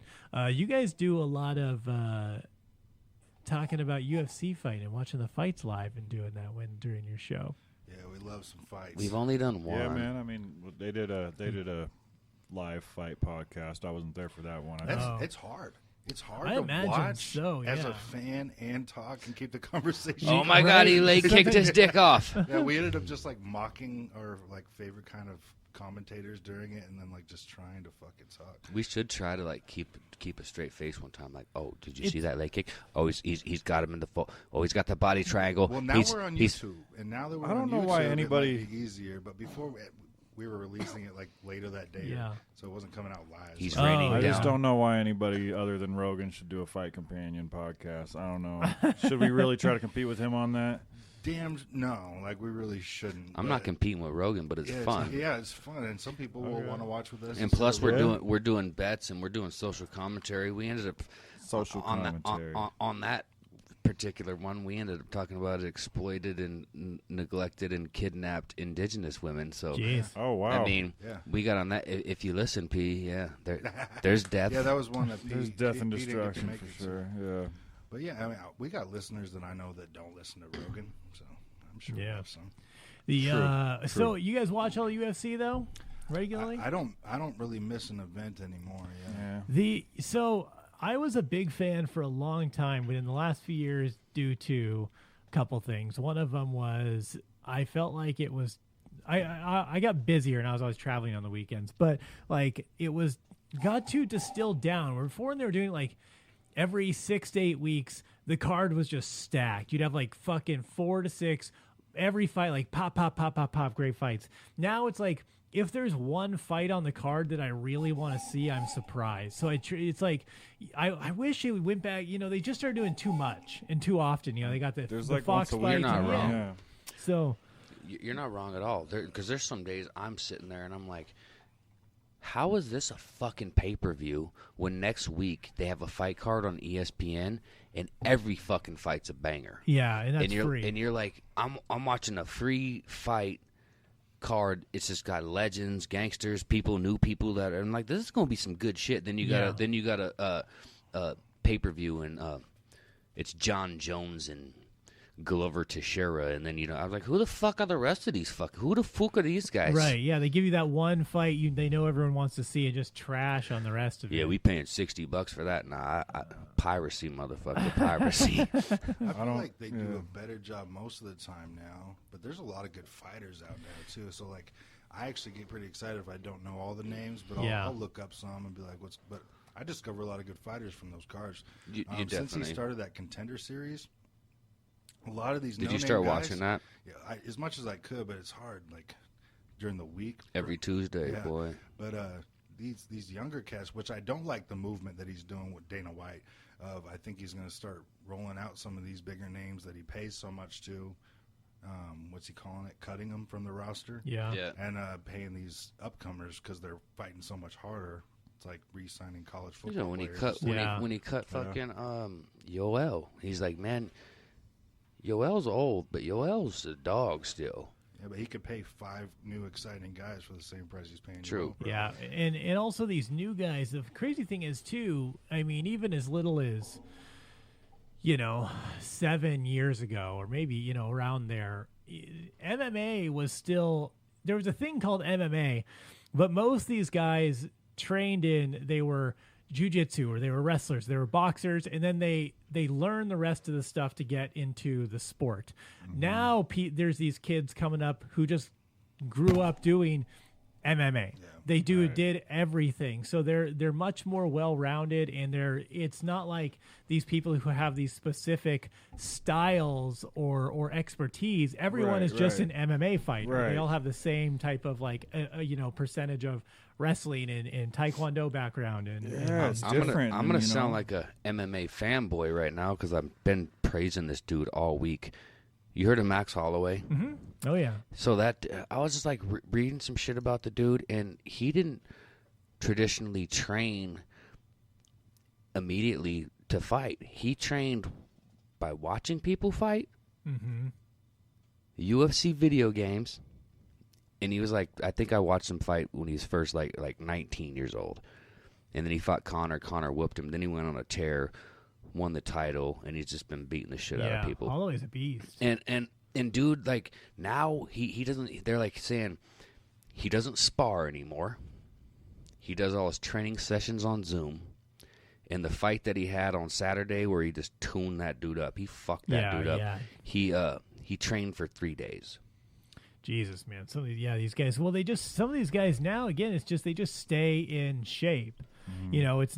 It's not like the up and down weight classes, and although part of the thing is I don't think they have enough weight classes in MMA. I think they need to have because some of these going from like 155 to 185 or shit like 155 to 170. I think they need a 160. You gotta have someone in there. Or anything over 205 is 205 265. You're like it gets wild. Let's man. get some super heavyweights. Like dudes over 260. Yeah. I want to see a women's heavyweight division. Whew. I think that would be dope. There'd only be like 10 of them. What weight class is that? Because what's the highest weight class in women's now? 185? No, 145. Yeah. I think if they have like a one 65 to 185 women's division, that'd be pretty dope. Yeah. Bitches would be getting knocked the fuck out. Yeah, and as they should be. Like if they even wanna fight, even right? even at 145, throw Amanda down. Nunes is knocking bitches out. It's weird though, and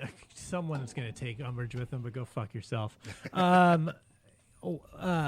Men in general can be bigger and still seem to have more athleticism and dexterity. Women, when they get into bigger frames like that, are just not. It just have the way a woman's body is like develops and shaped. That size of like a 185 woman would be, she could hit hard, but like there's just certain way, just the frame on a woman. I mean, there's some, I'm sure, but the frame on a woman, the way they carry their weight would just be very difficult to be like a conditioned, well-rounded fighter. How long did we deal with Butterbean? Yeah. I mean, Freak we show. accepted that and let it happen. I mean, Hey, Yeah. and women also I I've can get heard banged. talk about how much harder it is for them to lose weight. So it's like once they get up to those weight classes, they might not be able to cut as easy as some of the guys do. Yeah. So it's like, Man, I ain't had sex with a woman under 185 in like fucking 20 years. I'm just clowning, but yo, if you guys heard of a transgender female athlete MMA fighter named Fallon Fox? Yeah. So Fallon, I felt that was I was like, that's an unfair advantage because even like listen to other people, they're like different bone structure, different muscle structure, and they're like, well, if they feel comfortable in that body, they should be able to compete. And I'm like, no, that's bullshit. Yeah. But I did enjoy watching her get her ass kicked by a biological woman. It was enjoyable. So a born woman whooped Fallon Fox's ass, beat the fucking brakes off of her. I like that. And I was like, well, you got what you asked for. You wanted to train as a woman, and you got fucking tuned up by a woman, and you can't complain about it. who was the female fighter? That I you don't remember. that's a It's. shame. I can Yeah, look it for up. real. Look up Fallon Fox. Look up her only loss. It was from a female. Female fucked her up. Who? Before we go any further on this, with MMA, who is, in your opinion, the greatest of all time?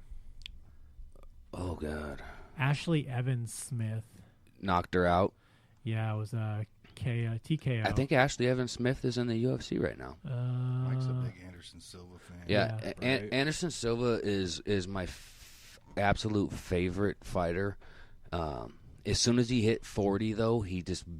That was that fight with Chris Weidman. Yeah. His first Weidman fight, and then he came back and broke his leg, and he was never the same. Yeah, he just and there was glimpses of greatness still. Like when he fought Diaz, I was like, oh shit, here we go. And then he fought Cormier, and Cormier wrestled him the whole time.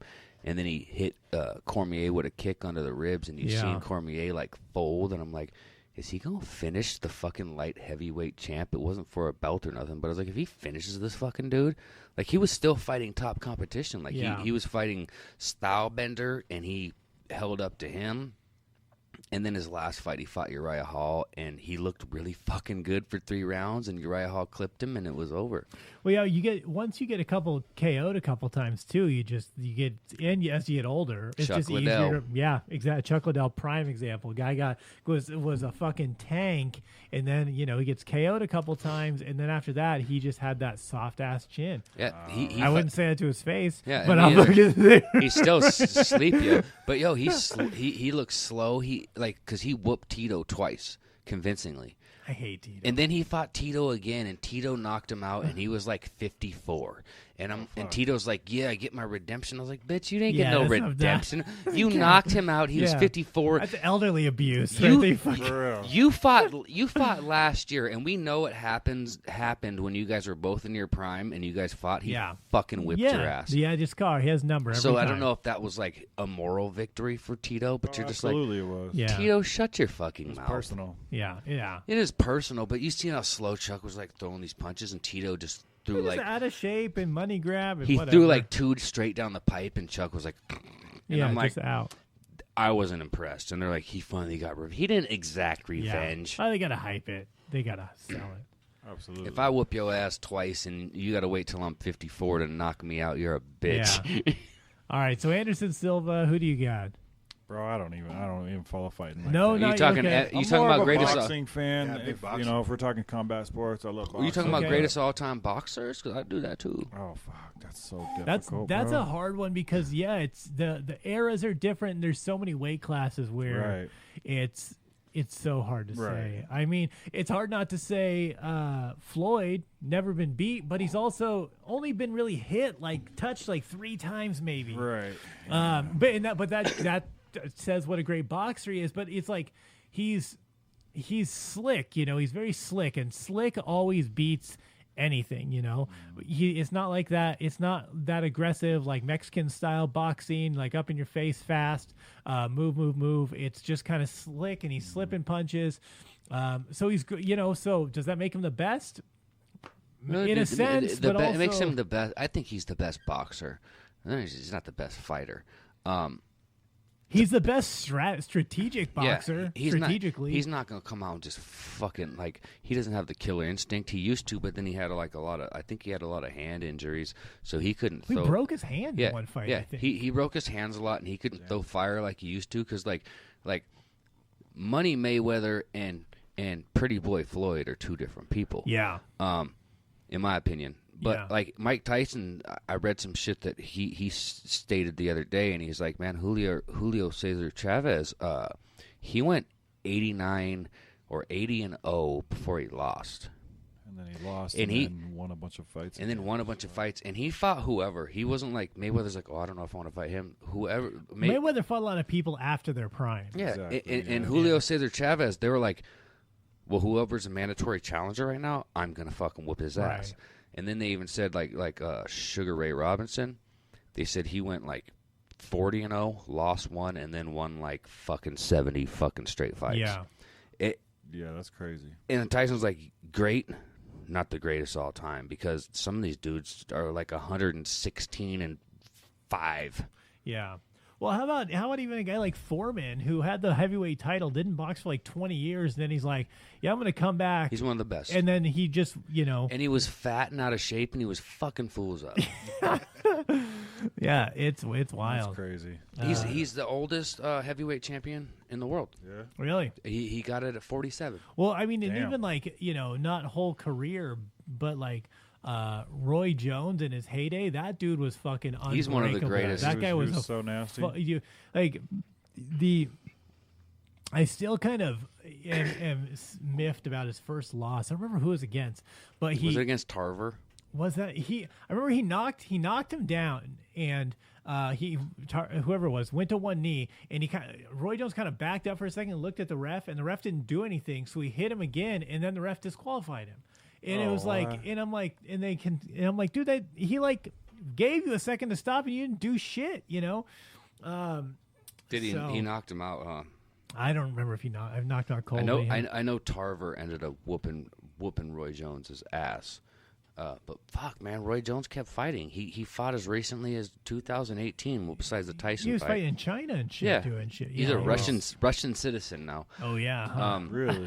Yeah, Manchurian Kid Citizen. and shit. That's crazy. Yeah. But yeah, man, Julio Cesar Chavez Sr. fought a little bit ago. The fight sucked, but he fought. He's still That going. was so embarrassing to watch. They were wearing headgear and shit. All right. With Yeah, that was T-shirts horrible. on. They had T-shirts. T-shirts on. Who else, Yeah, man? in a boxing match with a fucking T-shirt. Who's just like fucking great? Like Manny Pacquiao, he's fucking 43 and he's still beating fucking 20-year-olds. Yeah. Yeah, there's Manny's crazy. He's Like great. Mayweather's like, yo, I'll fight Jake Paul, the YouTube guy, but Manny Pacquiao's actually out winning titles still. Yeah. He doesn't need to. He's like, I wonder how Pacquiao Mayweather rematch would go now. Because I mean, Pacquiao actually, Pacquiao put up a good fight the first time. I mean, Mayweather won, but again, Mayweather won on the cards because he just was slipping him the whole time. Right. And But Pacquiao was trying to be aggressive and actually fight him. And I And think he tore his. I don't like making excuses, but I think he tore his rotator cuff in the fight. We paid $100 for that. I was not happy. Yeah, I was bummed out. I don't know. I feel like I'd never want to pay for a Mayweather fight because it's never going to be exciting. He's going to win. Right. He's always going to win, and it's going to win in the same fashion. You're never going to see a slugfest. You're never going to see I thought a the real Conor boxing Mayweather match. fight was pretty exciting. for a little bit. It had a weird circus show aspect to it, because Conor landed some good punches. I was like, what the fuck? I think he won some rounds. He was like, Mayweather was feeling him out and testing his range, because as soon as that, like, whatever it was, whatever round, you see, like, after like the fourth round, Mayweather's like, okay, I figured this out, and then 2 rounds of just pop, and then I think he slept him. I think he wouldn't sleep him, but he TKO'd him in the 10th. Was that at the 10th? I think it was the 10th. McGregor said he wanted to go out on his shield. Yeah, he was wobbled, but yeah. I don't think that. I don't know. What if this big YouTube boy beats him? That'd be so fucking. That would be crazy, bro. He fucking Nate Robbins. I mean, it's an exhibition, so Floyd doesn't lose any credentials off his professional record. But yeah. But I seen how he toyed with that Japanese kickboxer. He had that dude crying. Yeah. Here's what Floyd does. Money Mayweather Floyd. What he does is the odds will be fucking wild. He's going to put a bunch of money as a proxy on Jake Paul, then throw the fight and fucking win a shit ton of money. Right. Yeah, because they say Mayweather, he's got a lot of money, but he's not very good with it. He doesn't seem like a guy who's fucking good with his money. Hell no. Yeah. I think he's too proud, though. He still wouldn't let him put him in a boxing video game, because he said, if you can't beat me in real life, you can't beat me in a video game. That's true. Yeah, that makes sense. That's why in Fight Night Champion, people were making him. They had dudes that looked dead on like him, too. And I'm like, oh, man. Yeah. Canelo wasn't in that one either, but he was, goddamn, he wasn't even a professional yet, I don't think. How long ago that game came out? 2009? God, was that recent? Feels like 2009, 2010. The Fight Night Champion was the truth, man. That was it? I want a boxing video game. TJ, did you say who your favorite UFC MMA fighter? Yeah, because I can't really claim to be an MMA fan too much. Like, I'm like strictly UFC, because it's like another TV show. I'm like, I don't have time for that. I can't start Bellator and all that. So, a little biased, but Cain Velasquez probably. Okay. What's going on? And I'm a huge John Jones fan. Yeah, I am. I've developed a real love for the way he fights. I hope that this move to heavyweight will get him a little bit more challenged, because I feel like I believe him when he says he's got bored. Yeah, he just didn't fight very hard anymore. I hope he doesn't fight Ngannou first. Yeah, I don't think he should first. That's for sure. But, he looks jacked. Did you see the recent videos and pictures? He looks fucking ripped. He's been hitting. Is he juicing? Maybe. They're already watching him for that. I can't imagine being that stupid.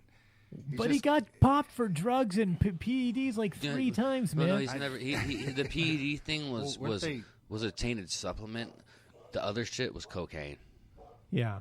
So I mean, he's doing cocaine. That's not performance enhancing. Like Daniel Cormier's like, I whipped your ass on a 3-night cocaine bender. What do you think I'm gonna do to you the second time? And then he head kicked him and knocked him out. And then they said it was a tainted supplement, and he proved it was a tainted supplement. That's why he got reinstated. Oh, okay.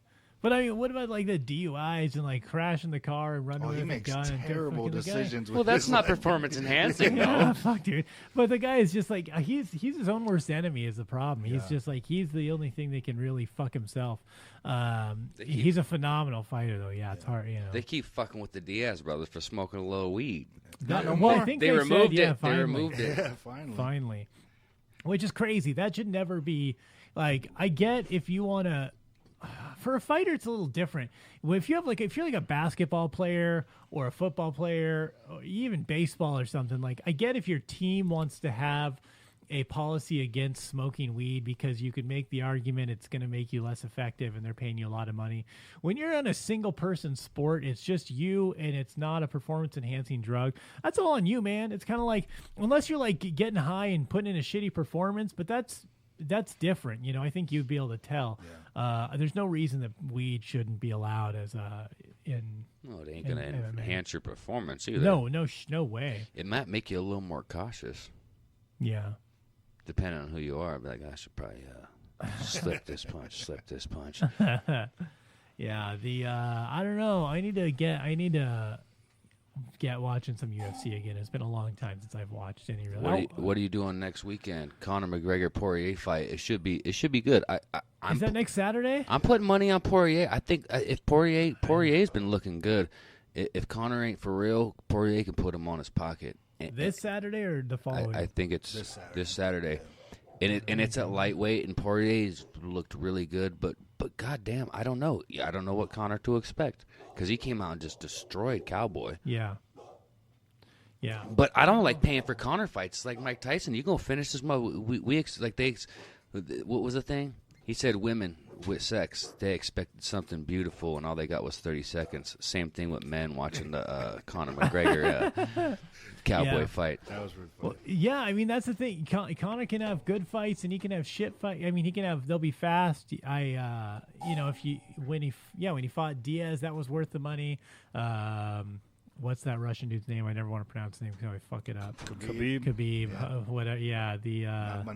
Yeah, that's it. that's one. That guy. I mean, I hate Conor McGregor, so I always love watching him lose. Yeah. I just don't like anyone who's that cocky. Yeah. Like I grew up boxing. I've done MMA and kickboxing and martial arts, and like there was a day, the guys who used to do it were more.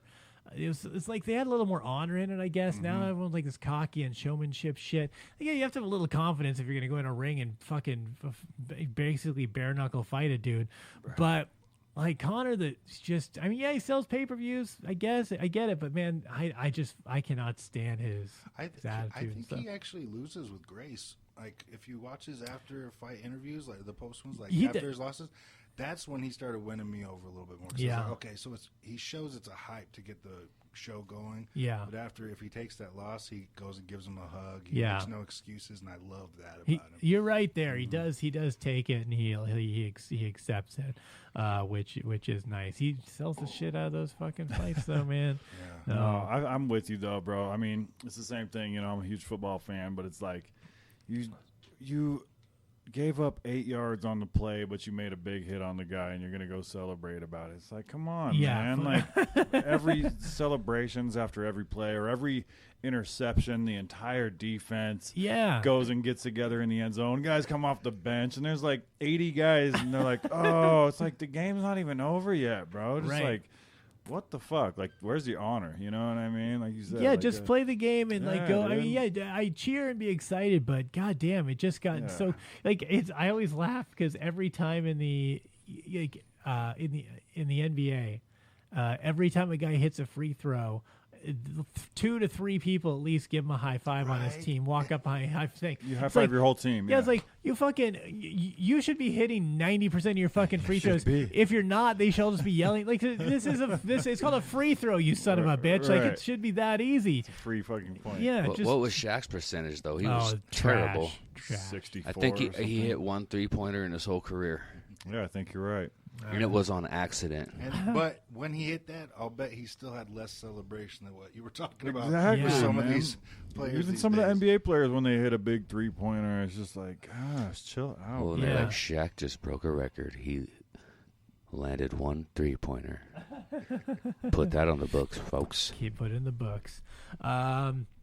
All right. Fuck, dude. All right, we're coming on 2 hours here. We could probably wrap this up here soon. I will say, though, next time I sell a good bag of weed at work or whip up a good breakfast for my nephew, I'm for sure going to dance and celebrate. Be like, that was fucking me, you know what I mean? Yeah, just so you know. Yeah. Do you remember that old Dave Chappelle sketch?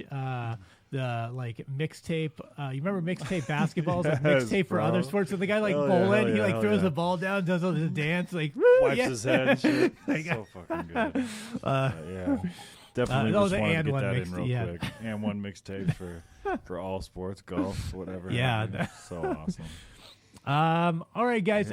Well, before we get out of here, tell everyone where they can find you guys individually, the show, and also TJ, did I see you're working on another album, or what do you have? I'm still actually just waiting to record the last two I talked to you about. Oh, really? Okay. Yeah, I just lost a whole lot of passion for recording music when we discovered the podcast. So I started actually writing a few new songs that I'm working at more of a rock vibe a little bit to them. Okay. Just to try some new things. And I just wrote a children's motivational book that I'm hoping to get some artwork done for soon and talk to some publishing options. Okay. See where that goes. And then we do have a movie coming out this year. It's called Dirty Dog. Produced, directed, written by Ryan Craig out in White Swan, Washington. Nearly entirely Native American Hispanic cast. Damn. Short film. It's pretty cool, raising awareness to murdered and missing Indigenous women. Starring our homeboy Katie Kane. That'll be a good one. Probably out by Christmas. Okay. Right I was supposed to be on that movie, but they wanted me to play a gay guy, so I didn't do it. Man, I got a question for you before we wrap up. So we've been working on creating more content, skits, comedy sketches, shit like that. We finally did one, the Old English commercial. Did you see it? I didn't see it. Where do I find it? It's on YouTube. We'll have to share It's on it. YouTube. We'll have to send it All to right, you. I'll Send it. Yeah. So for a comedian, because I mean I'm not a comedian. I think I'm funny. I think we're all pretty funny. But you're a comedian. Is there any input on what kind of things that Is there anything that we shouldn't, that is too over the line, or is it just, is comedy fuck you? I'm the wrong person to ask, because I am the person that says either everything's off the table or nothing's off the table. That's how I am. You can't, but also you got to consider, you consider your audience and consider who you want to watch. Also, there's a thing I think about when I write a joke and I think about, is this worth it? I like this joke, makes me laugh. There's people it'll make laugh, but is there more pushback than is people get enjoyment out of it? Right. I have a joke. It's one of the first jokes I ever wrote way back in the day, and it's still relevant. And every now and then I still say it, but it's I have this whole bit about kids, and but people always ask me how I managed to make it to my age without ever having any kids. And I got to tell you, the answer is pretty simple. I've always had $700, which is the cost of an abortion. So for those of you who don't get it, so that's see, I like that. Some people be like, "Oh my god, that's too far." I think that was funny. See, I love that joke, and sometimes it goes well if I'm having a good if it's the right audience and I feel I trust them and they're kind of on board with everything I'm doing, I'll say it. But sometimes I'm nah, I don't know. I might get half the crowd to laugh, but the other half I might lose them for some jokes down the road. So it's maybe it's just not worth it. Or think about a different way to say it to soften the blow of it, or make it, to punch up with it, I guess. I think my buddy, I don't know if he's done stand-up since, but Andrew Ouellette. Oh, yeah. He's been on the show. I know Andrew. Yeah. I've known Andrew a long time. I used to work with this dude, and he's a psycho. He showed me and I say that in a good way. Andrew, I know you're not listening, but if you do, you're a psycho in the best way. Me and him worked together. I don't know where he is now. He's in Nevada, maybe. Yeah, he's in Nevada. So before I fucking drag it out too long, he had done a stand-up comedy thing, and there was a lady with a baby in the crowd, and he was like, "For Christ's sake, will someone give that baby a bottle of bleach?" Oh, God. And I'm like, sounds like Andrew. And I was dying laughing, but I was like, "So did they welcome you back?" He's like, "Yeah, that was." That's funny. Yeah, it's an odd line to walk.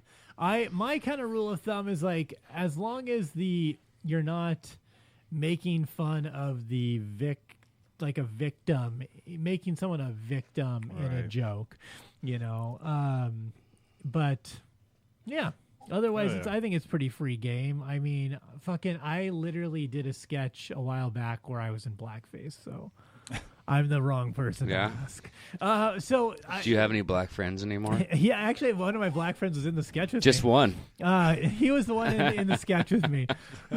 But no, what I did is I kind of walked the line with it. I'm Batman, but he decides that he wants to blend in more with the darkness, so he puts black on his face also, and he doesn't understand why that the other people have a problem with it. I think that's good. I think that's funny. So that's a way to do blackface, but in a way that you can kind of get away with. You skirt that line because Batman already wears black. He's like, no, I'm just trying to blend in with the darkness. Where I call it Batface. What about what about the Robert Downey Jr. blackface? I thought it was genius. And nobody had a problem with it. Nobody. People said that was fantastic. Oh, yeah. He killed that. And personally, I think that's funny as shit. But I mean, I don't know. Everyone's gonna have a problem with anything these days. Oh yeah, there's just certain things you got to be aware of, and people want to be mad. for sure. I mean, at this point in time now, I think we're turning the corner with cancel culture, and people are just kind of like, I kind of stopped caring and was like, I know. For me, it's a lot of intent. Like, I know it's in my heart. I know how I feel. I know I'm never trying to make someone feel bad or intentionally be a dick or hurt someone's feelings. So, like, if you want to take this wildly out of context and run with it, go fuck yourself. I don't give a shit. And, don't come to my shows then, or don't watch my shit. And generally, that percentage of people, the people who like have the biggest problem are generally a small percentage of people, but they talk the loudest, unfortunately. I feel like pushing the envelope as far as you can push it. That's kind of like what I like to do. Yeah, I get that. How far can you go till someone's like, "Whoa, motherfucker, that's fucked up," and I'm just like, "Oh, well, that's where we draw the line." Then that's it. Okay, back it off a little bit, and that's where we'll sit. So, yeah. But did we finish? TJ was talking about his childhood. Where do we find you guys? Social media too. TJ, show out your social media too. Where do we find you? I don't even want to be found as an individual anymore. I'll just promote the podcast at the end. Okay. Yeah, find the BBB podcast page on Facebook. I'm on one. I released 2 albums in the last couple years. I got one right here. You lucky dog. I did Frame of Reference in Good Afternoon America, which is a follow-up to Good Morning America, not morning as in waking up, but morning as in morning death. We found on Spotify, if you have Spotify, iTunes, any digital music any platform. You can find no social media, really. You could search On One on Facebook and On One 2020 on Twitter, and the BBB podcast on Facebook. I don't know if you just got to just search BBB podcast or what specifically you have to do to find it, because Beers, Bongs, and Bullshit apparently isn't acceptable for Facebook. So if you Google search Beers, Bongs, and Bullshit with the eyes and the eyes censored and exclamation. Shit. If we didn't realize that. Yeah, we can't boost posts and shit because it says bullshit. But really? BBB Pod TV, BBB TV on YouTube. You can find us, Beers, Bongs, and Bullshit. Just make sure. Spotify, Apple Podcasts. We're on everything. Yeah. Google, FM, Anchor FM. Yeah. All right. And we'd like to do more comedy freaking skits, so if you ever have any time or input to come through, or maybe even do them with us, write some jokes. We love cross promo. It's one of our favorite things. Definitely. I want to promote the last episode if I can. Yeah. Because the most recent episode we did was pretty groundbreaking for us. We got to speak to a gentleman, actually 2 guests. We had Joe Riley and Cody Greenfield, both tattoo artists, come on the show. But Joe Riley had an amazing story about last year. He was arrested and charged for a murder that occurred and held inside for a little bit of time until they discovered he was not the one who committed the murder. And he's currently going through some legal channels to make that correct if he can, because he has autism, very strict on the schedule, high functioning, really fucked up, very crazy. Lost a lot of support. He travels the world doing Comic-Cons, and now he's had to his things have been canceled since then because it fucks up your reputation. Yeah, absolutely. Although he didn't do it. Yeah, talking about murder can do that. Yeah. He had nothing to do with it. Nothing. He was at home with his wife, and that was the whole thing. But incredible story. So, wow. If anybody does check out the podcast after this, start with the most recent one. Start with episode 3. Then go to the most recent one. Yeah, and subscribe to the gosh dang YouTube channel. Yeah. BBB TV. The icon is a bull. Big bull. With a bong, and I think he has a beer, and he's taking a dump. Subscribe to that if you'd like to see us go live on YouTube. If not, fuck your mother with the Oakland Raiders. Just the whole team? I don't know. It's just he's like, oh yeah. If you don't like it, fuck your mother with the Oakland Raiders. All right, well, guys, go find the show, subscribe, follow the YouTube page, and more. And then, yeah, man, we'll have to get together and do some comedy shit sometime soon. I'm always down to do some sketches. I do shit pretty regularly, but I have to do. It's usually just me, so I'm like doing everything, rearranging cameras and wearing costumes to be 3 different people. Some skits, yeah, costumes. That's the shit. Right. That's awesome, bro. But it's you gotta. It's bad. You just got to get it done. Yeah. I do have a Trump and Obama mask in my house. If you have any sketch ideas for that, if that's not too risque. No, I think that's still. I think politics is still good. So. But we do have a Joker mask. Oh, okay. Heath Ledger Joker mask. If you ever need the villain, the best Joker too. Actually, I may hit you up to borrow that. I wrote a sketch that I'm gonna hopefully film in the next couple weeks here. You're familiar with like the 1966 like like Adam West like Batman show? Yes. So I had this idea of if if like Christopher Nolan's Batman and Adam West Batman switched universes. Oh, nice. so that's like I may hit you up for that. That's awesome. To borrow that mask. That's actually. Awesome. All right.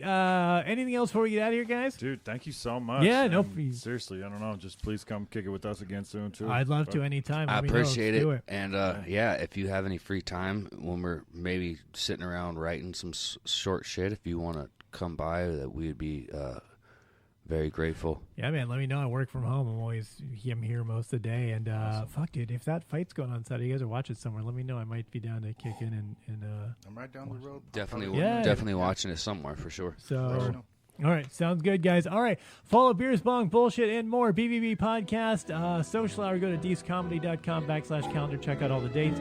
Other than that, we are out of here. Thanks, guys, and we will see you next week.